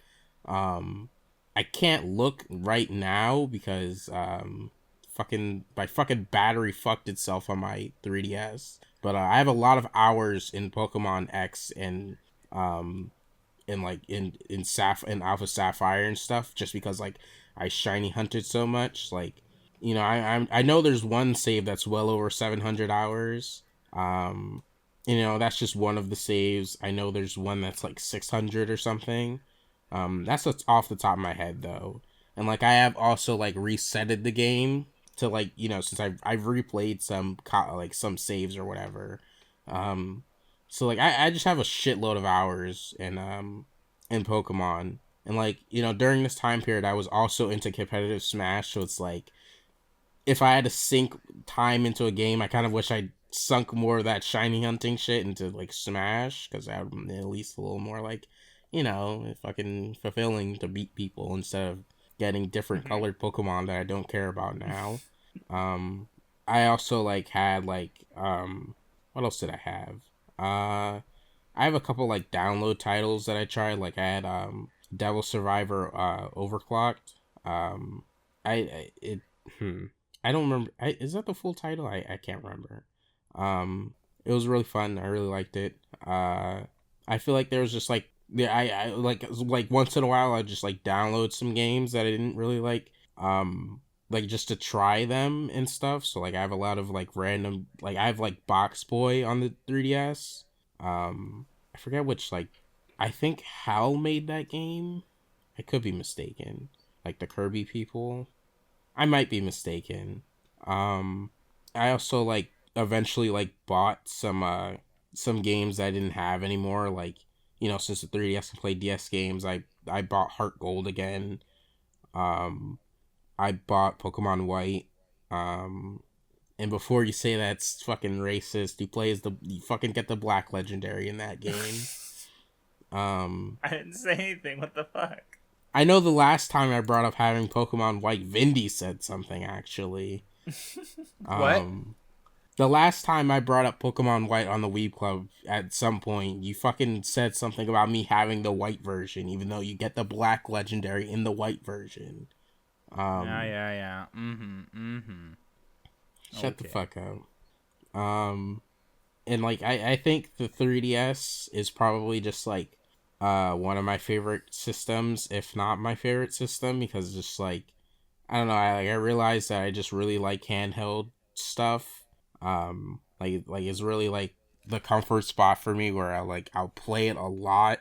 You know, and you think the fucking Switch would be something I really love, but the Switch is dog shit, and I don't like actively fucking play it in handheld very often. But with 3DS, like even now, I've been like playing 3DS a little bit again. I have also been playing like a regular DS because I also got that, but you know, like I think the 3DS is like the system I can like most return to very easily. Yeah, I don't know, I just really like the 3DS. Trying to think of some other games that I had. I know at some point I did try out like this, like I think the 3DS is like most of where I like kind of tried out like the Zelda series, that like some things in the Zelda series, because when I first bought like my 3DS, which was like my first 3DS since I had multiple 3DS, was like the standard fucking blue one, and I'm pretty sure it was like pre-owned or used. So the previous person who had it had like GBA games on it, and even though I later made my account, like my own account for it, I still have the GBA games from that somehow. I don't really understand how that works. So like, you know, I had some like GBA Zelda games on there. You know, I tried some of them. I wasn't like super into it. I also like bought like Majora's Mask. I do know now that like the 3DS like port like remake of that isn't good. So, you know, I guess maybe it doesn't say much that I don't like it. I don't know. I know there's at least like some other 3DS game that I'm forgetting. Sad. Oh yeah, you know, I don't think I like specifically brought up like Sun and Moon, but you know, I really like Sun and Moon, really good games. I feel like, you know, you could think it's like my favorite Pokemon games, but they're not. But I still do really like them. Kid Icarus Uprising was like a pretty early game I got, really great. I think Pit's like, I don't know, I like even just in that one game, probably like one of the best Nintendo characters to me. All the character interactions and dialogue in that game's like really great. I also like the only Mario and Luigi game I played is the 3DS like Paper Jam one, which apparently people don't love, at least like within that series. But I mean, I guess maybe because it was my first one, that's the reason I really like it. But I thought it was really fun. So I guess next would be the Vita, like the PS Vita. Not like a shitload of games I own on there, but some notable ones is like Persona 4 Golden, one of my favorite games. Easily the best fucking Vita game, and like probably worth buying a Vita for Persona Gold. Before it came to Steam, I literally bought a Vita just to play Persona 4. I've played 2 other games on it, but I bought the Vita specifically for Persona 4 Gold, and that was it. Don't regret it. Yeah, it's fucking worth it. I basically played $200, spent $200 to play Persona 4 Golden. Well, I wouldn't say I'd do it again because I don't need to do it again.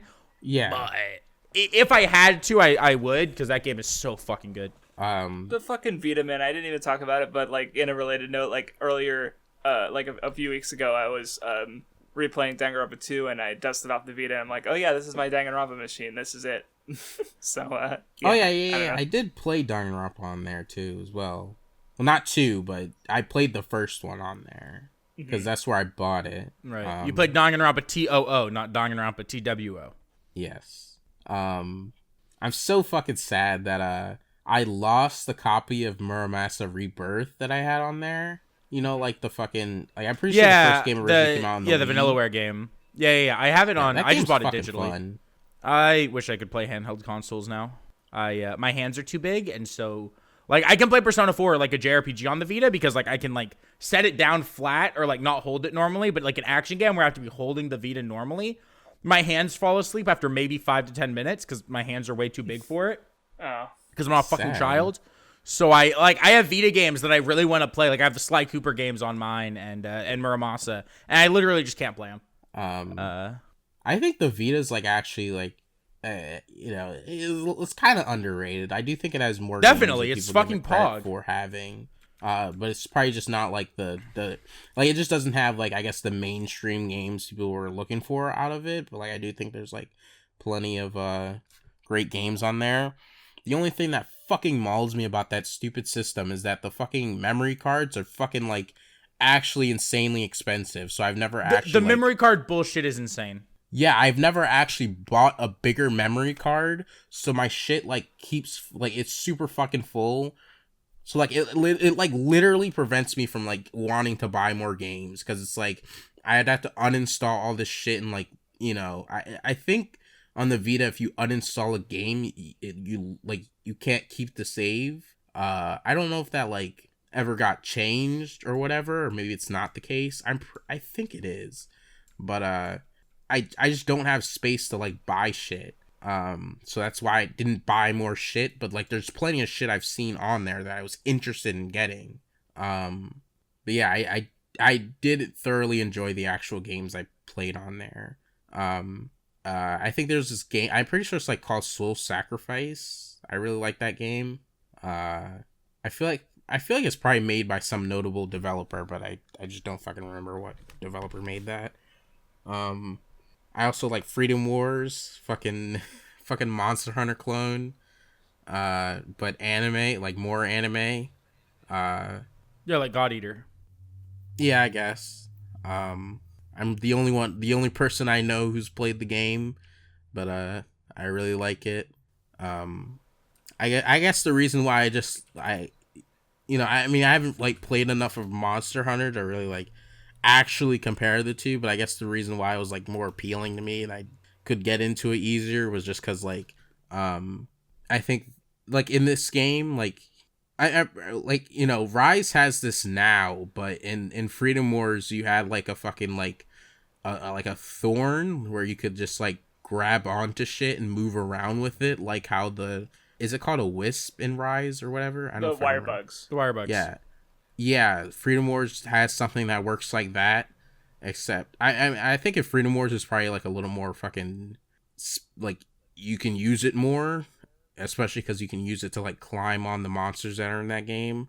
But as that, so like I think it increased the movement speed, I guess, and just kind of made it like more easier for me to like play, I guess. I don't know. And I think, like, even though like it can take a while to take down like a monster, I think it's like overall a little bit faster. So I didn't have to like spend a like super long time. I don't know. I liked it though. Do wish it would come over to PS4 and also get a sequel, because like the story in that game, like I don't think it's like a super great story or anything, but it does like just end on a cliffhanger. I'm pretty sure it doesn't like actually have like an actual ending, so it's like I'd want to see that. So like now I'm like close to modern day, because after this point, I'm trying to think if there's anything else I forgot. So after this point I would have got, I mean I think the next console is just like a Switch, probably dog shit. Should I talk about it or should I pause here? Well, Crafts is caught up, right? Aren't you? Well, I was gonna say because there's something I could talk about real quick, so you can pause there, and then Vinny can finish, and then you can finish. So, so real quick, I was just gonna mention like ways that games have influenced like what I do without being games themselves. Because like I mentioned in the Smash one that I did I made like a comic when I was a kid, a Smash inspired actual physical comic that is long since gone. I think I mentioned it in that video. Where they fought villains and, there was something else going on. I barely remember it. Also I mentioned Danganronpa earlier because I also wrote, like, I went hard into Danganronpa to this point that I wrote an entire, like, 750,000 word fanfiction trilogy. So that dominated like a year and a half. And I guess in between those, not video game related, though I did play video games related to it, was Yu-Gi-Oh! I was really into trading card, that for a while. And some other trading card games like Pokemon. Never really got into Magic, but though I tried a couple times. Anyway, go ahead, Vindy. Okay, so this is the final arc of the Vindy Gamer saga, which is once I kind of quit playing, and not today, I don't play multiplayer games. I play fucking so many, and right now I'm playing a shit ton of them. But when I quit CS, like I really only for a while played multiplayer games with friends, and I got way back into playing like single player games. And I guess the only games of mine that I would consider like favorites that I played before this like current like iteration, right? Like on like my 4x4, the only ones are Kid Icarus Uprising, which I played in like middle school. I got like a 3DS and played that. It's Kid Icarus Uprising, Mega Man X, and Uncharted 2. Everything else, and I guess CS, but obviously, everything else is like, came from like this period where like, technically DMC I also played in middle school, just like is one of the games I ended up just like playing through the series, but 5 wasn't out at the time. But then I started getting really into single player games. So like I played all the FromSoft games. I've played Persona 5 and Persona 4, played some JRPGs, just play a lot. Nowadays I just play like a bunch of single player games because I like single player stuff. I play multiplayer games too, right? But I really started getting super into single player games, and a lot of my favorite games, like, I played through the Kingdom Hearts series. And so that's kind of like where I am now, where like I play a mix, but I play mostly probably single player stuff. And then I have multiplayer games I play with friends. And so just like for the example of like, I made a tweet a couple days ago about how I'm a middle schooler again, because right now it's like I've been playing, I haven't played much Battlefield because I'm not super in love with 2042, but I'm playing a little bit of Battlefield, and then Halo and Call of Duty. And Madden, because I have the Madden. I think I've talked about my Madden League before, but essentially, if I have it, me and like 5 other friends have this Madden League where we do a franchise mode in Madden. So we pick a team. In the current franchise, I'm the Seattle Seahawks, and we do a fantasy draft. So basically, all the players go into the draft, like all the players in the NFL, and you draft the players, and then we play out the franchise, right? So I know nobody here probably knows about football, but just to like explain, like my team has Derrick Henry. And I originally had Derrick Henry, and I ended up getting Ryan Tannehill, but then I almost immediately traded for Matthew Stafford. And then going into this season, I actually, because we're on like our 3rd season, so he's getting a little bit older, so he was easier to trade for. I traded for Aaron Rodgers. So I have like Aaron Rodgers and Derrick Henry, and I have not a great receiving core. On my defense, I have like Josh Allen, I have Fletcher Cox, I have Tremaine Edmonds. Like I have, and so and the way like the thing that makes the franchise super fun is it's mostly CPU games, right? There's 17 games in a season. The most anyone has player games is 4, right? So you play realistically 13 games against the CPU. But when it gets fun is that after your CPU games, as long as you're winning, you make the playoffs, which most of us do at this point, then you have the playoffs, right? And so playoffs get really exciting because now it's all the people in the playoffs, and we have to try to beat each other and like see who's going to go to the Super Bowl and stuff like that. It's really fun, and it's had me playing a shit ton of Madden.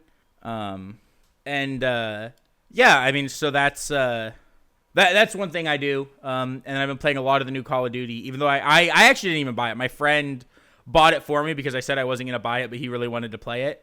So he bought me the game because he's a sweet man. And I've been playing a lot of Vanguard. It's super fun. And so I just play like a lot of those. I still play a lot of League with my with friends because we're at the point with that game where like we don't care if we really for the most part don't really even care if we win or lose, but it's something to do while we're talking, right? Like if me and like 6 friends get on, the only time we care in League is we run this thing called 10 mans where there's 10 people in a League game, right? 5 on each team. And if we can get 10 people in call at once, we do like a playground like game of League essentially, where we pick captains draft the teams, and then we play a game like that, right? And one of my friends who's like he's a coder. He basically made a website and tracks and automatically he tracks all the stats from the games we play, like in 10 mans. And then there's like this whole website with like really detailed stat breakdowns of like everyone's win rate and their win rate on certain champions and their goal differentials and like all these fucking stats we track. Which is super fucking fun actually, because it makes everyone care way more, right? We don't care when we're playing nobodies, but when it's 10 mans and I can shit talk my friend if I beat him, people fucking go hard. It is intense, it is serious, and I love it. And so yeah, that's what's been that, and so then yeah, that's kind of my last arc. So yeah, I guess the Switch. When I first got it, I thought it was pretty good overall. Pretty sure the first game I had for it was Splatoon 2. Just because, wasn't super into Zelda yet, but I did eventually get Breath of the Wild. I think with the Switch, it was kind of just like a, I thought it was like I liked it when I got it, but over time, I've finally enlightened to the truth that Nintendo's cringe. And like, I think the first like initial thing was just kind of like, kind of wanted to like kind of try some games, but it's like, fucking Nintendo never lowers the price of their games, and it's never been more of a problem than with the Switch. And like, fucking like the Wii U and 3DS had like Nintendo Selects, and like those would commonly go down, and like, you could actually try them out, but the Switch doesn't have that. And it's just like, I also think with some of their games, they're just kind of getting into this like I can't think of any recent titles that have done this, but there's some titles where they do the free updates thing, but it's like you don't actually know if they're gonna actually complete the game, so it's like you could end up buying a game that's just not gonna be like get to the point you think it could, like the last Mario Party, for example. That game's just like fucked. Like it's not even like, like people thought it might get more game boards, but it didn't. It got online over 2 years after release. You can finally play full Mario Party games online with people. Isn't that something? Fuck Nintendo, dude.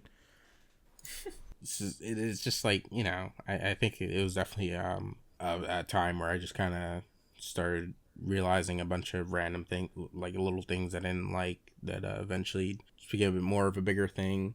And it was like, it was really nice to finally like own a console that was, not a Nintendo console that I could like play, which was the PS4. Because my brother did have a PS4 and I did play it sometimes, but it's like when somebody else owns the console, I'm like less likely to go play it, because it's like, I did have like plenty of opportunity to play it, like especially when like my brother was like at work or something, but it's like, I don't know, I'd rather play the stuff I have, so I didn't like super play it. And I can't even think of a game that I beat when I did like play it sometimes, but like now that I have my own PS4, it's really nice to like play some games and like franchises that I didn't like get to really try because I had like mostly Nintendo stuff. And even when like even on like the 360 or like the PS3, I would still like not play the like big PlayStation games. And maybe I don't like play all the big like Sony games right now, but I do have like more of the opportunity to do so. So it's really nice to like actually play, like I did play through all of Kingdom Hearts, and I do plan on playing through Last of Us and Last of Us 2. Poggers. And it's just kind of nice to like actually like play, like I definitely think those games are like the games I've been playing on PS4 are like I guess bigger in scope in some ways, so it feels like nice and refreshing to play them. And I do think like some games on there are really like impressive like visually, and there are some nice looking Nintendo games like Mario Kart 8 looks really good, but I don't think I don't think Breath of the Wild looks as great as other people seem to think, I guess. I don't know. And like, I think now I'm at a point where it's like I'm much more interested in actually like picking a like I think especially after Kingdom Hearts, I'm more interested in like picking a franchise and kind of trying to play like a lot of titles in it, which I that's definitely kind of what I've do. been doing too. My only problem with doing it like that sometimes can be like, especially if it's like really long, right? Like if I were to say like, oh, I'm gonna do that with like Persona, right? Like, you know, like even if I only did like what you consider like the modern Persona games, it's a 3, 4, and 5. It's like 5's like over 100, like realistically probably close to like 100 hours. I know my first time through base Persona was like 92, so I'm expecting over 100 for Royal. Then like Persona 4 is like 60 hours. Same with like Persona 3. It's like after you play like the first one, and when you're like 100 hours through like that one type of gameplay, after a point you're just like, dude, I am done. And then you just stop like a game halfway through, and it's like, well, you know. And I feel like that can be the problem. Well, yeah. Two things how I'm handling that is because I'm playing the Metroid 2 remake right now, and I'm kind of feeling after this, I don't know if I want to jump right into Super Metroid. I don't know if I want to do 3 2D Metroids in a row, but I have other games I can play. So I might play something else. But so the other thing is you said Persona. I earlier, like a while ago, did a list of just like all the Megami Tensei games. Mm-hmm. Okay, 47. Yeah. Well, Yeah, and that's like... the thing is like it and I'm not saying there's anything because I played Kingdom Hearts like all in one, and I think that it worked fine for that game. But that's also like my favorite game series, right? So I was able to do it. But like when I finished like Final Fantasy 7, I was like, oh, I want to play some more Final Fantasy games. And I played like 2 discs of 9. I was like, you know what? I've had enough of Final Fantasy for now. And I feel like that can be the problem with trying to do like one game series and stick to it. Is you can especially because RPGs are really long, yeah. so I feel like you're going or something. I definitely take like breaks with it because it's like with Danganronpa, there's a pretty sizable gap between me playing Danganronpa 1 and playing 2. And I do think it helps to have other games to play. So I haven't felt any like issues going through Danganronpa right now because of that. Yeah, well, and it depends, right? So like I finished Danganronpa 1 last week. Then the next day I finished like the free time and did every character's thing, and then immediately started up 2. And it's because I knew like when I finished, I was like, I'm really enjoying this right now. I'll probably be able to power through the second game. But because the worst thing that I feel like can happen is burnout in the middle of a game. Mm-hmm. That happened to me with Dragon Quest XI. I was loving Dragon Quest XI. I got burned out like I think at about the halfway point, and I just haven't touched it again. And it's like the problem is just like I don't want to burn out in the middle of games because like now when I go back to Dragon Quest XI, it's been years because I got it like on release on Switch. I'm probably just gonna have to fucking restart that game. Switch. Yeah. No, the Switch version at the time was the best version because it was the only one with the symphonic version of the soundtrack. Yeah, I know. Still sad. But and so like that can be the problem with like series sometimes is like especially like long JRPGs where because like I'm not gonna say that I'm not a little bit of a meathead sometimes with video games where I want action. All right, I want to be fighting dudes, right? I don't have to be shooting them, but like give me some fists and let me go punching, right? So if I feel like all I'm doing is like going, and I like JRPGs, and I really like when you're playing like a JRPG and you're able to like combo like one turn to be like insane. But also like I can only take so much of that at a time, right? Like it's not in my DNA to play a billion JRPGs all in a row. Yeah, and obviously, like I think JRPGs are especially worse about it because they're like long franchises, like Final Fantasy, Dragon Quest, Megami Tensei. Like we're talking Jesus Christ, but also like the gameplay doesn't have that much variance. Where in comparison, like I just played Star Fox, which has way shorter games. The longest one was Star Fox Adventures, which was like no more than like 13 or 14 hours. Right. And not all of them, they like and I'll talk about them later. But so it depends obviously, but I understand. I do think my thing with that like going through series now is just because like for so long I've never been the type to do that. Like I would just skip right into like game series like obviously with like something like Mario or Sonic it can be fine, but like it's in certain instances it's really weird. Like I'm pretty sure I on the Wii I think I played No More Heroes 2 because I would just get the newest title and not like get No More Heroes 1 first. So like stuff like that I would do all the time. So it's like it feels really cool and satisfying to go through an entire game series. And oh definitely, yeah. It's like kind of a new interest that I have to try and do with more things. And I'm sure obviously it won't work out with certain things, and it's like... Well, yeah, the other issue that I thought Vindy was going to mention was like, maybe the first game isn't always like the best or the most interesting one. Like, obviously, we didn't start with Metroid. We started with Metroid Zero Mission, which remakes the first game, but is more like, But that also helps because there are some series, like DMC, for example, right? I think if you play the Devil May Cry games out of order for your first time, it can be very hard. to go back to 1 after playing like 3 or 4 or 5 because it's so much older and so much worse. But if you start at 1, and it even has some of the same thing that manga can have if you read, a long-running manga, where you get to see the evolution of the game franchise. Right. And that's why, because I played Dragon Quest 1 through 4 earlier this year, and it was cool seeing them evolve. And when I play more Dragon Quest games in the future, it'll continue to be in that order, because like I already played the roughest ones to get into. Like, it's only up from here. So yeah. Yeah, well, and I agree, on it is very like rewarding to play through a whole franchise. I just can't do it all like, one go. Like, I'm only gonna play this franchise till it's done because I will die. No, Vindy, you can play all 47 Megami Tensei games in one go. Yeah? I believe in you. There's some gameplay variation by the end when you encounter all the dancing spin-offs and the fighting game. If someone pays me, I'll do it. I don't think there is a price for me. There is a price, and no. Physically, could you? Okay. There's a price, and I will play every translated one.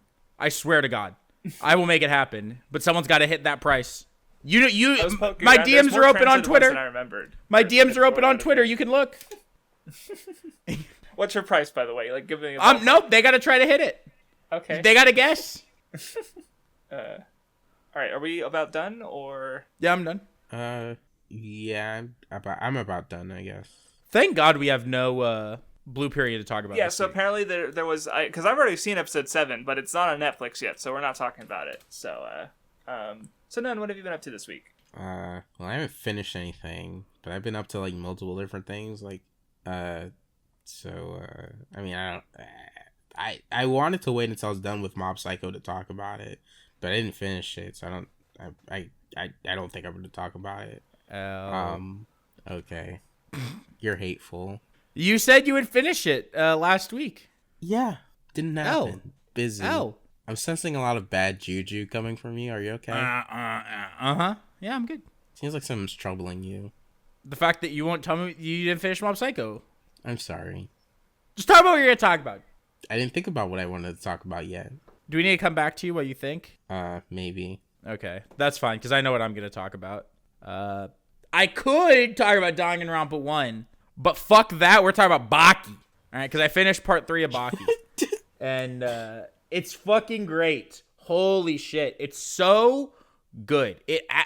Look, the fucking final fight in part 3 of Baki is so great because I don't know. I don't really want to spoil it, but it's kind of obvious what the fight's going to be from the way part 2 ends.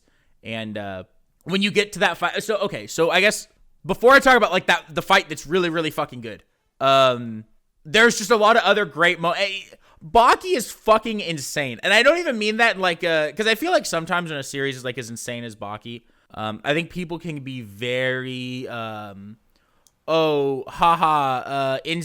JoJo, insane, crazy. And like that, like the way that they talk about it, I think undervalues the good parts of the series, if that makes sense.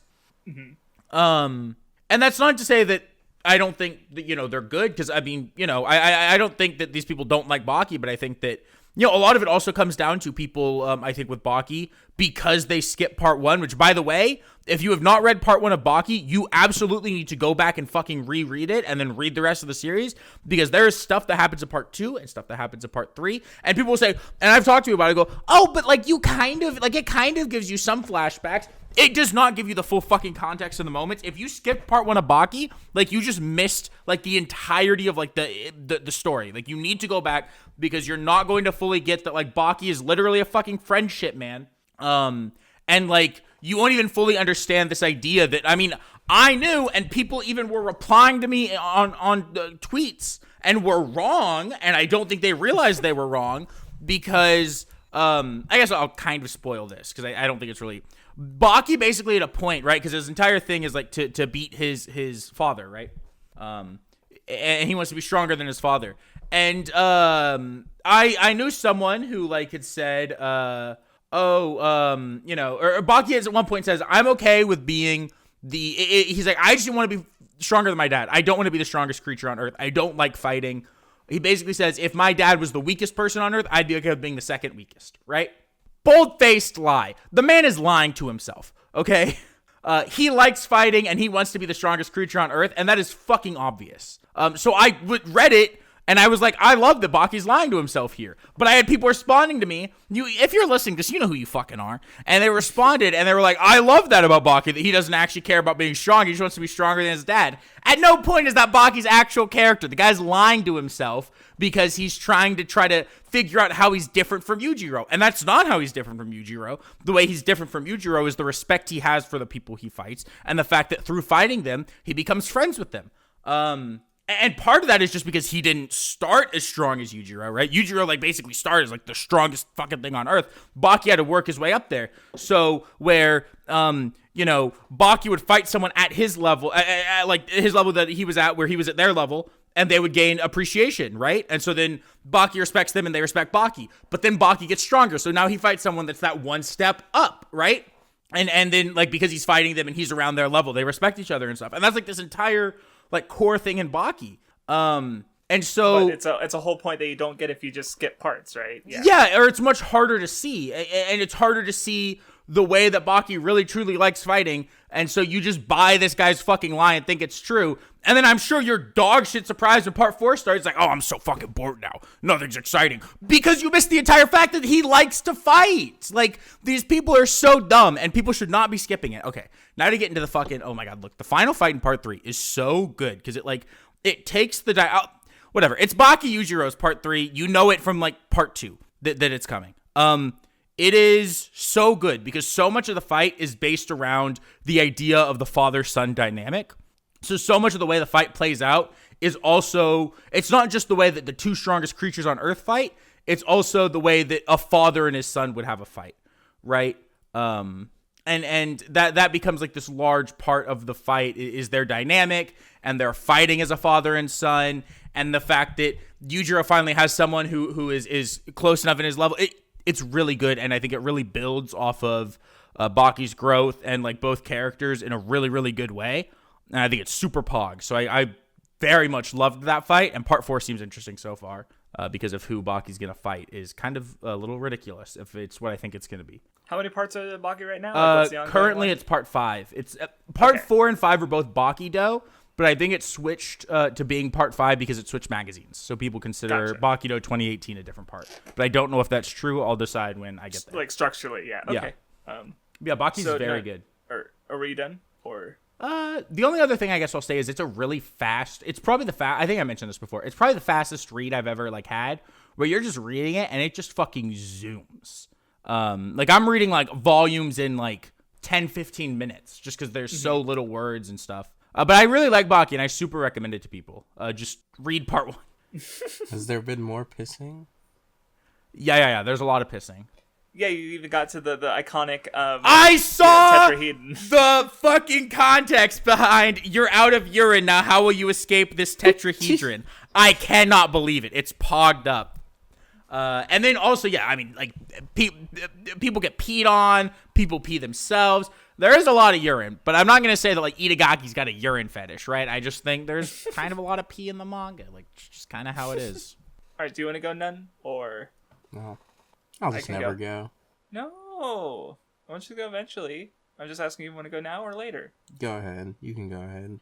Okay, so I finished the Star Fox franchise, which I've already talked about 1 and 2, but I'm going to end up talking about the rest of the games. So, and I talked about 64 a while ago. I might bring it up again. Or I'll just bring it up real quick now because I did replay it one more time and just did, one more, the hard route, again after playing the other Star Fox games. And I realized what left a bad taste in my mouth last time. The final boss sucks. Like, I actually just don't like... Like, I was having a blast for the whole thing, and then I got to the final boss, and I was like, wow, I hate this. I didn't... And that was probably the only time that I can think of that I played the game and didn't die at once. Maybe. But it's still, like, I had, like, the sliver of health, but I didn't die. But, yeah, I just don't like how the final boss plays out. But as for the other Star Fox games, so I played Adventures, Assault, and Zero. And I mean, I would say aside from 64, I like them in that order. So Star Fox Adventures, of course, is, it's I mentioned it the last time I brought up Star Fox, it's kind of a weird entry in the franchise because if you don't know, it was made by Rareware, who throughout the 90s, they made a bunch of Nintendo games like Donkey Kong Country, Banjo-Kazooie, Conker's Bad Fur Day. Perfect Dark, GoldenEye, Killer Instinct. Yeah. Then they got bought by Microsoft, so all of the Rareware franchises got ported to, that ended up on the Xbox, like Perfect Dark, Banjo-Kazooie, Nuts and Bolts, etc. But in the case of a game they were working on for the N64, Dinosaur Planet, what Nintendo did was they basically made it into a Star Fox game so that they could keep it, because it hadn't been released, so it wasn't a Rareware franchise yet. So they were able to finagle it so that they could end up keeping the work that was done on under their budget and then didn't Rare investment. still finish it, but it was just Microsoft couldn't force Rare to stop working on the project because it was already contracted. So because the Rare logo is on it, even though I assume something to that effect happened, because it was originally an N64 title, but then because of the production thing, it ended up being made as a GameCube title. And so it is this weird entry in the franchise because it's a straight up dungeon crawling, third person adventure game in a franchise known for its vehicle combat and such. So you're still playing Fox McCloud, but he just gets involved in this store in this it's so funny how Star Fox is clearly tacked onto it, because they come to this dinosaur planet, magic is just real, and it's never called attention to as being weird at all in this otherwise sci-fi franchise. They're just okay, we gotta get these magic rocks to bring the planet that's fracturing back together, and I'm okay, this is just happening now. But it is kind of unfortunate because I feel like even if the game did come out on the 64 as originally intended, it probably wouldn't have been overshadowed by Ocarina of Time and Majora's Mask. But it probably would have been a fine little adventure game story thing. But on the GameCube and as part of the Star Fox franchise, it's 100% hindered by being a Star Fox game. Because I knew going into it what it was, so I wasn't gonna be oh, it's not Star Fox. The problem isn't that it's a Star Fox game when it, quote unquote, wasn't originally supposed to be one. I don't really, it has, the best story in the franchise up to that point, I guess. Not that Star Fox is something I super care for the story.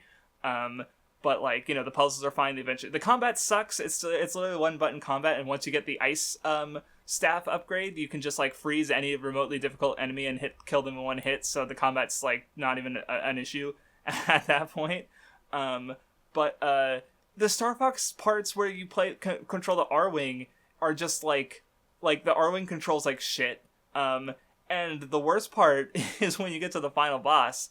And so the whole game has been building up to General Scales, who he's this tyrant. He's been causing war amongst dinosaur people because, I guess there's a thing with Unity because he's splitting people apart, and there's they don't really go into that though. There's a whole racial thing between the Triceratops Earthwalkers and the Cloud Runners, who are pterodactyls. Yeah, there's a feud between them, there's dinosaur racism. Yes, hold on, I'm installing the ROM for this game right fucking now. Star Fox Adventures, but and it actually does factor in because Fox has a little Triceratops sidekick named Tricky who you command to do certain things, and that factors into puzzles and stuff.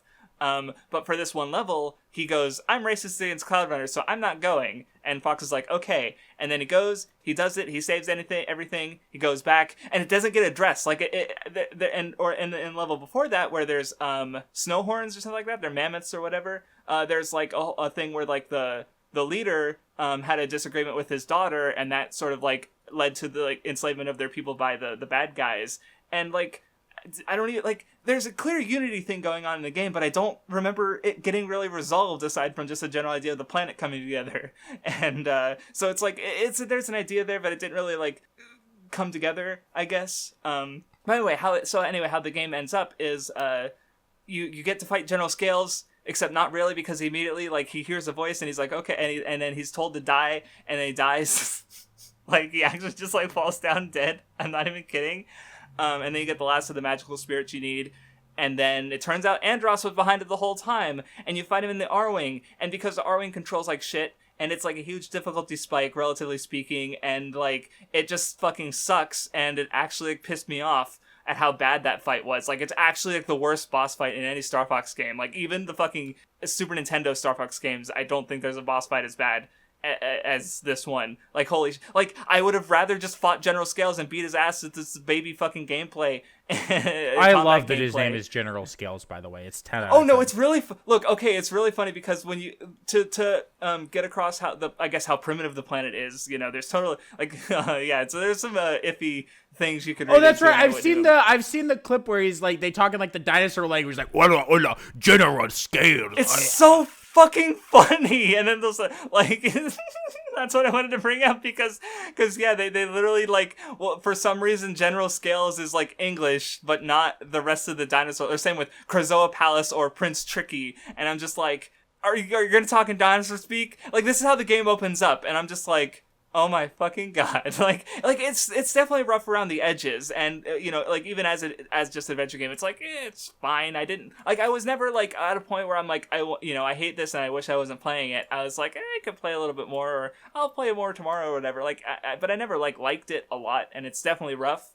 But just having the the baggage of it being a Star Fox game definitely made it like worse, and especially like at the way the ending is handled, and it's just not good in that way.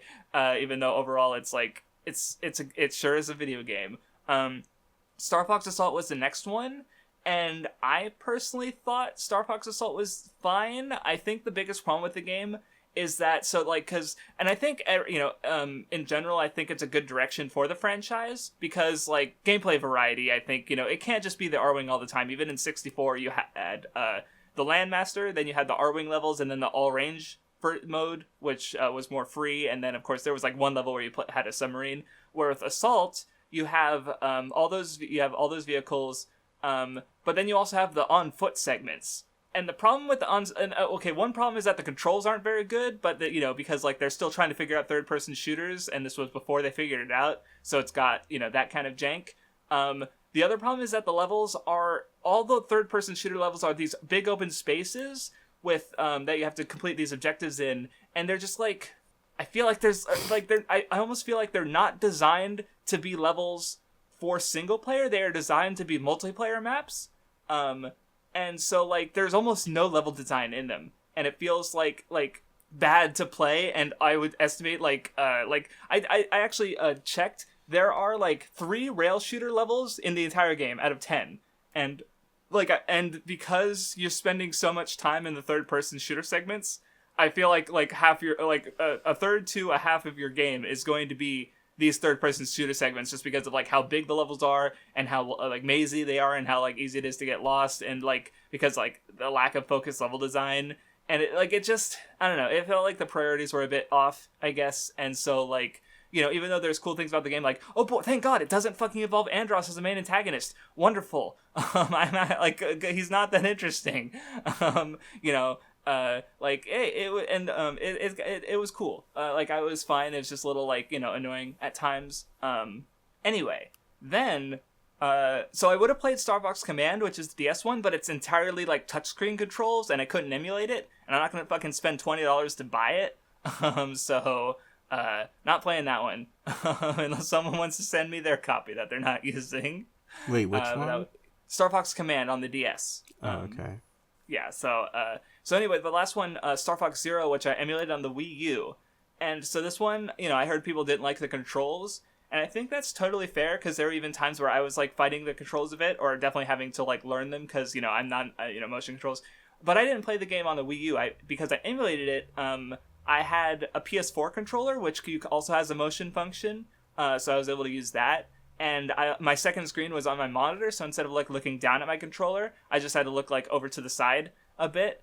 And I actually had a lot of fun with Star Fox Zero, and I think it's super good.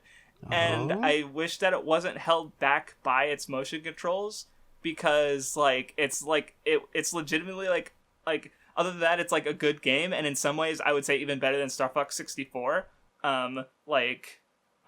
Visually, it's obvious. I mean, it's the most recent Star Fox game, so it's on the not on the 3DS, so it's like it's, of course, it's the best visually. Like, it just looks really good. One gripe I do have is that it's not fully voiced, which is a shame. Because I do love the corny ass dialogue in Star Fox 64.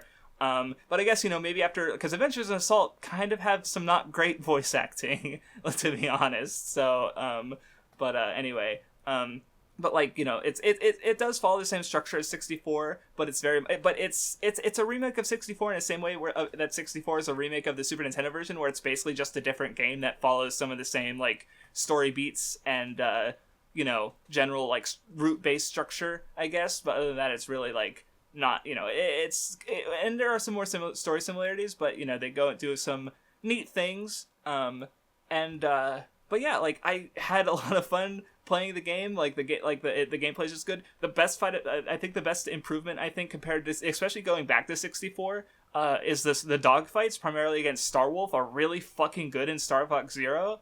Like the way they're just dynamic, and they even in later like extra stuff that they have like special moves that they can do on you that so to make it more asymmetrical, and the dog fights are just really fucking cool.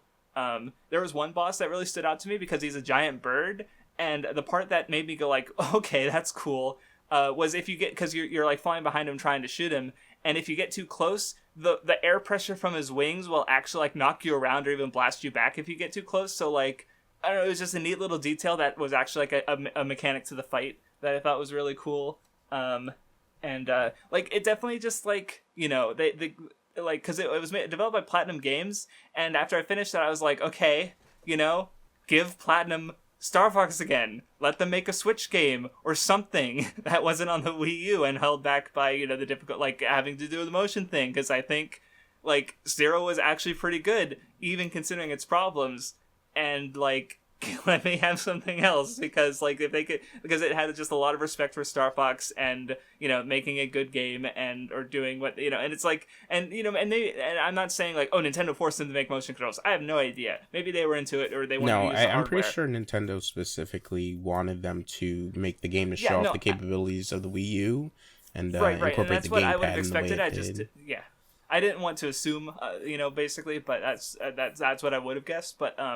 But yeah, I do think that, like, I don't know, I think they did as good of a job as they could have with Zero, and I would like to see them do another Star Fox game, because, like there was some, like, as far as, like I said, respecting Star Fox, because they were clearly, like, following 64's beat, but they were able to, like, do things in cool ways. Like, one of the later bosses in the game is the Attack Carrier, who, in the first Star Fox, he's, like, one of the first bosses on one of the routes.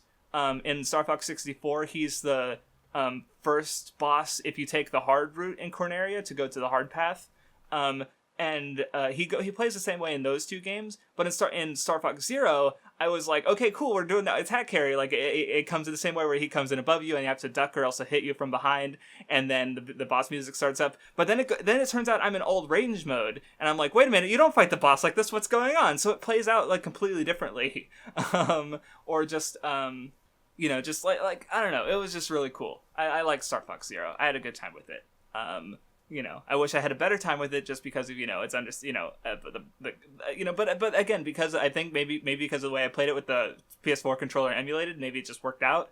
But I'm not gonna, like, if someone said, oh yeah, I couldn't get past the controls, I wouldn't blame them at all. Which is why it's such a shame that it had to be like motion controls, when it's like, if it was handled differently, it could have been like a beloved Star Fox game, and that's it's sad.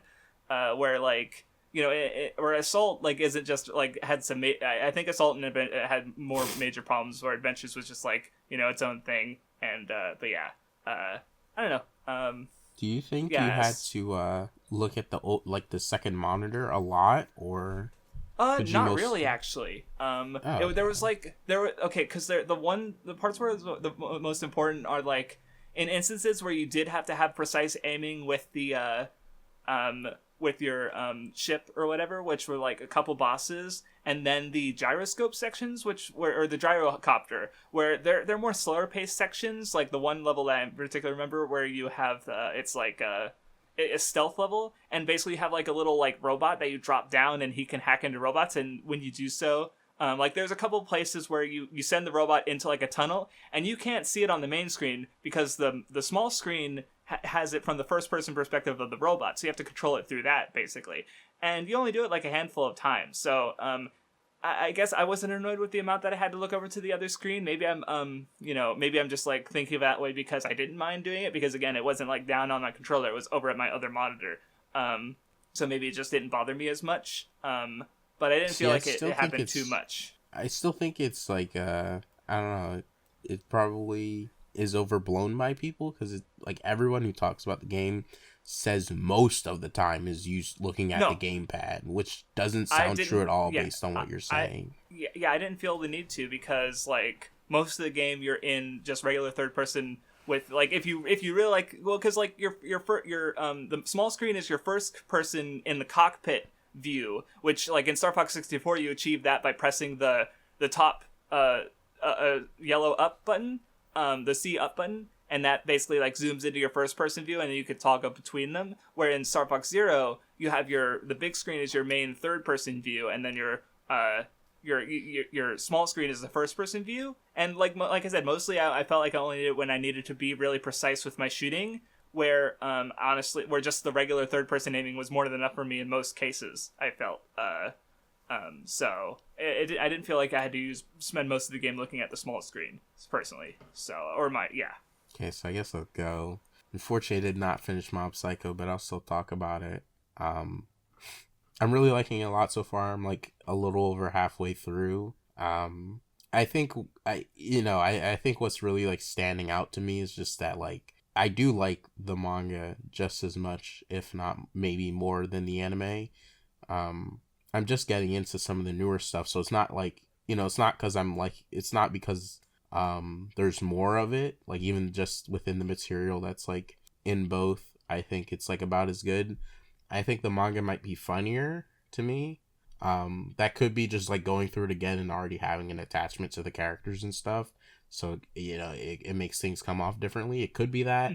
But I do think whatchamacallit, one's art is it's really good actually. Oh yeah, for sure. I think like if people just look at what his art style and say bad art, like they don't necessarily understand like what makes good art, because just because it's like rough in ways doesn't mean like he doesn't have like good flow or composition, right?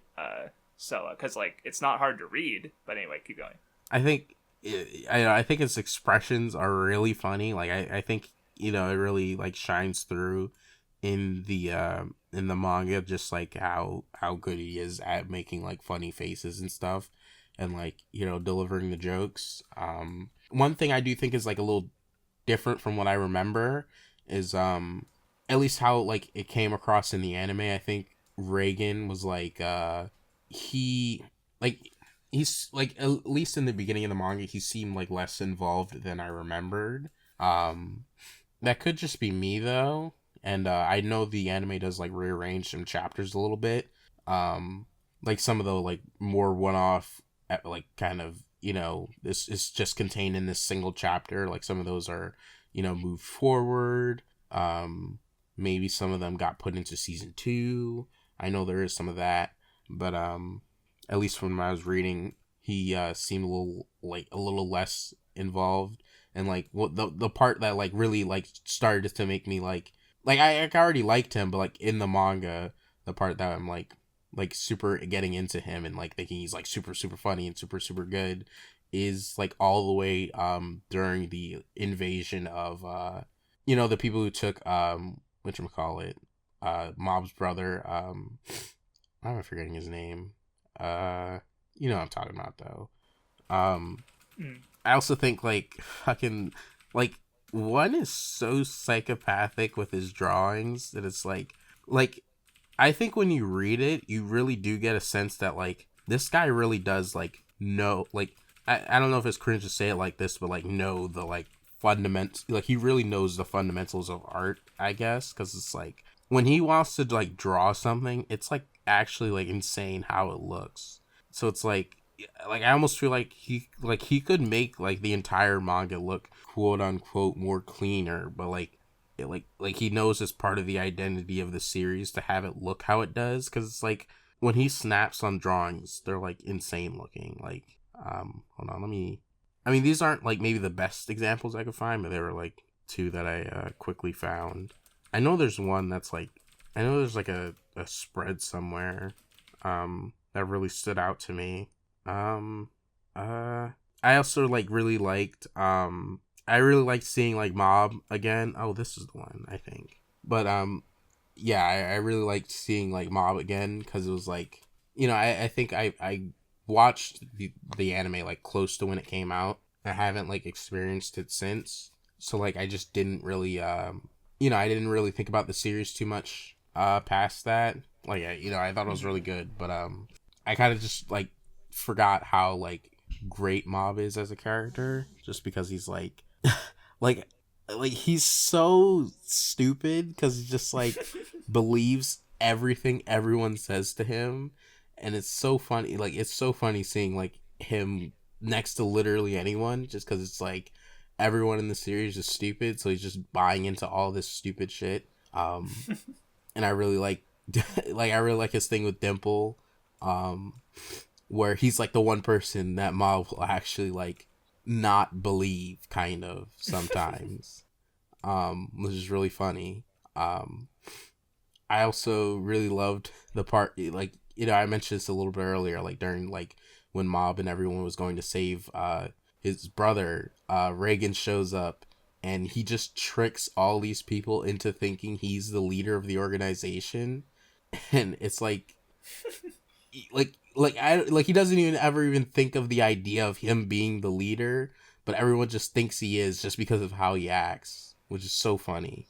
Like he's just pure like the confidence in how he talks just made everyone think he was, which is like actually insane. Yeah, I mean I really like it a lot so far. I'm kind of like super excited to see where it goes because like, you know, I am past what I've seen so far.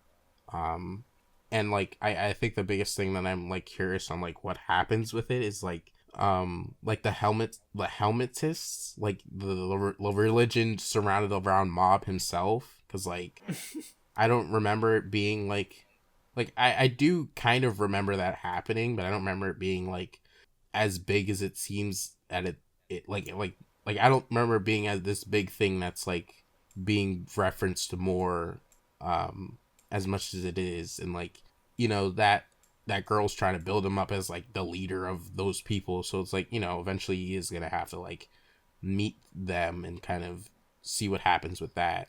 And that like, and she's like so actually like messed up with how she's like doing all this about for Mob, which I just didn't remember.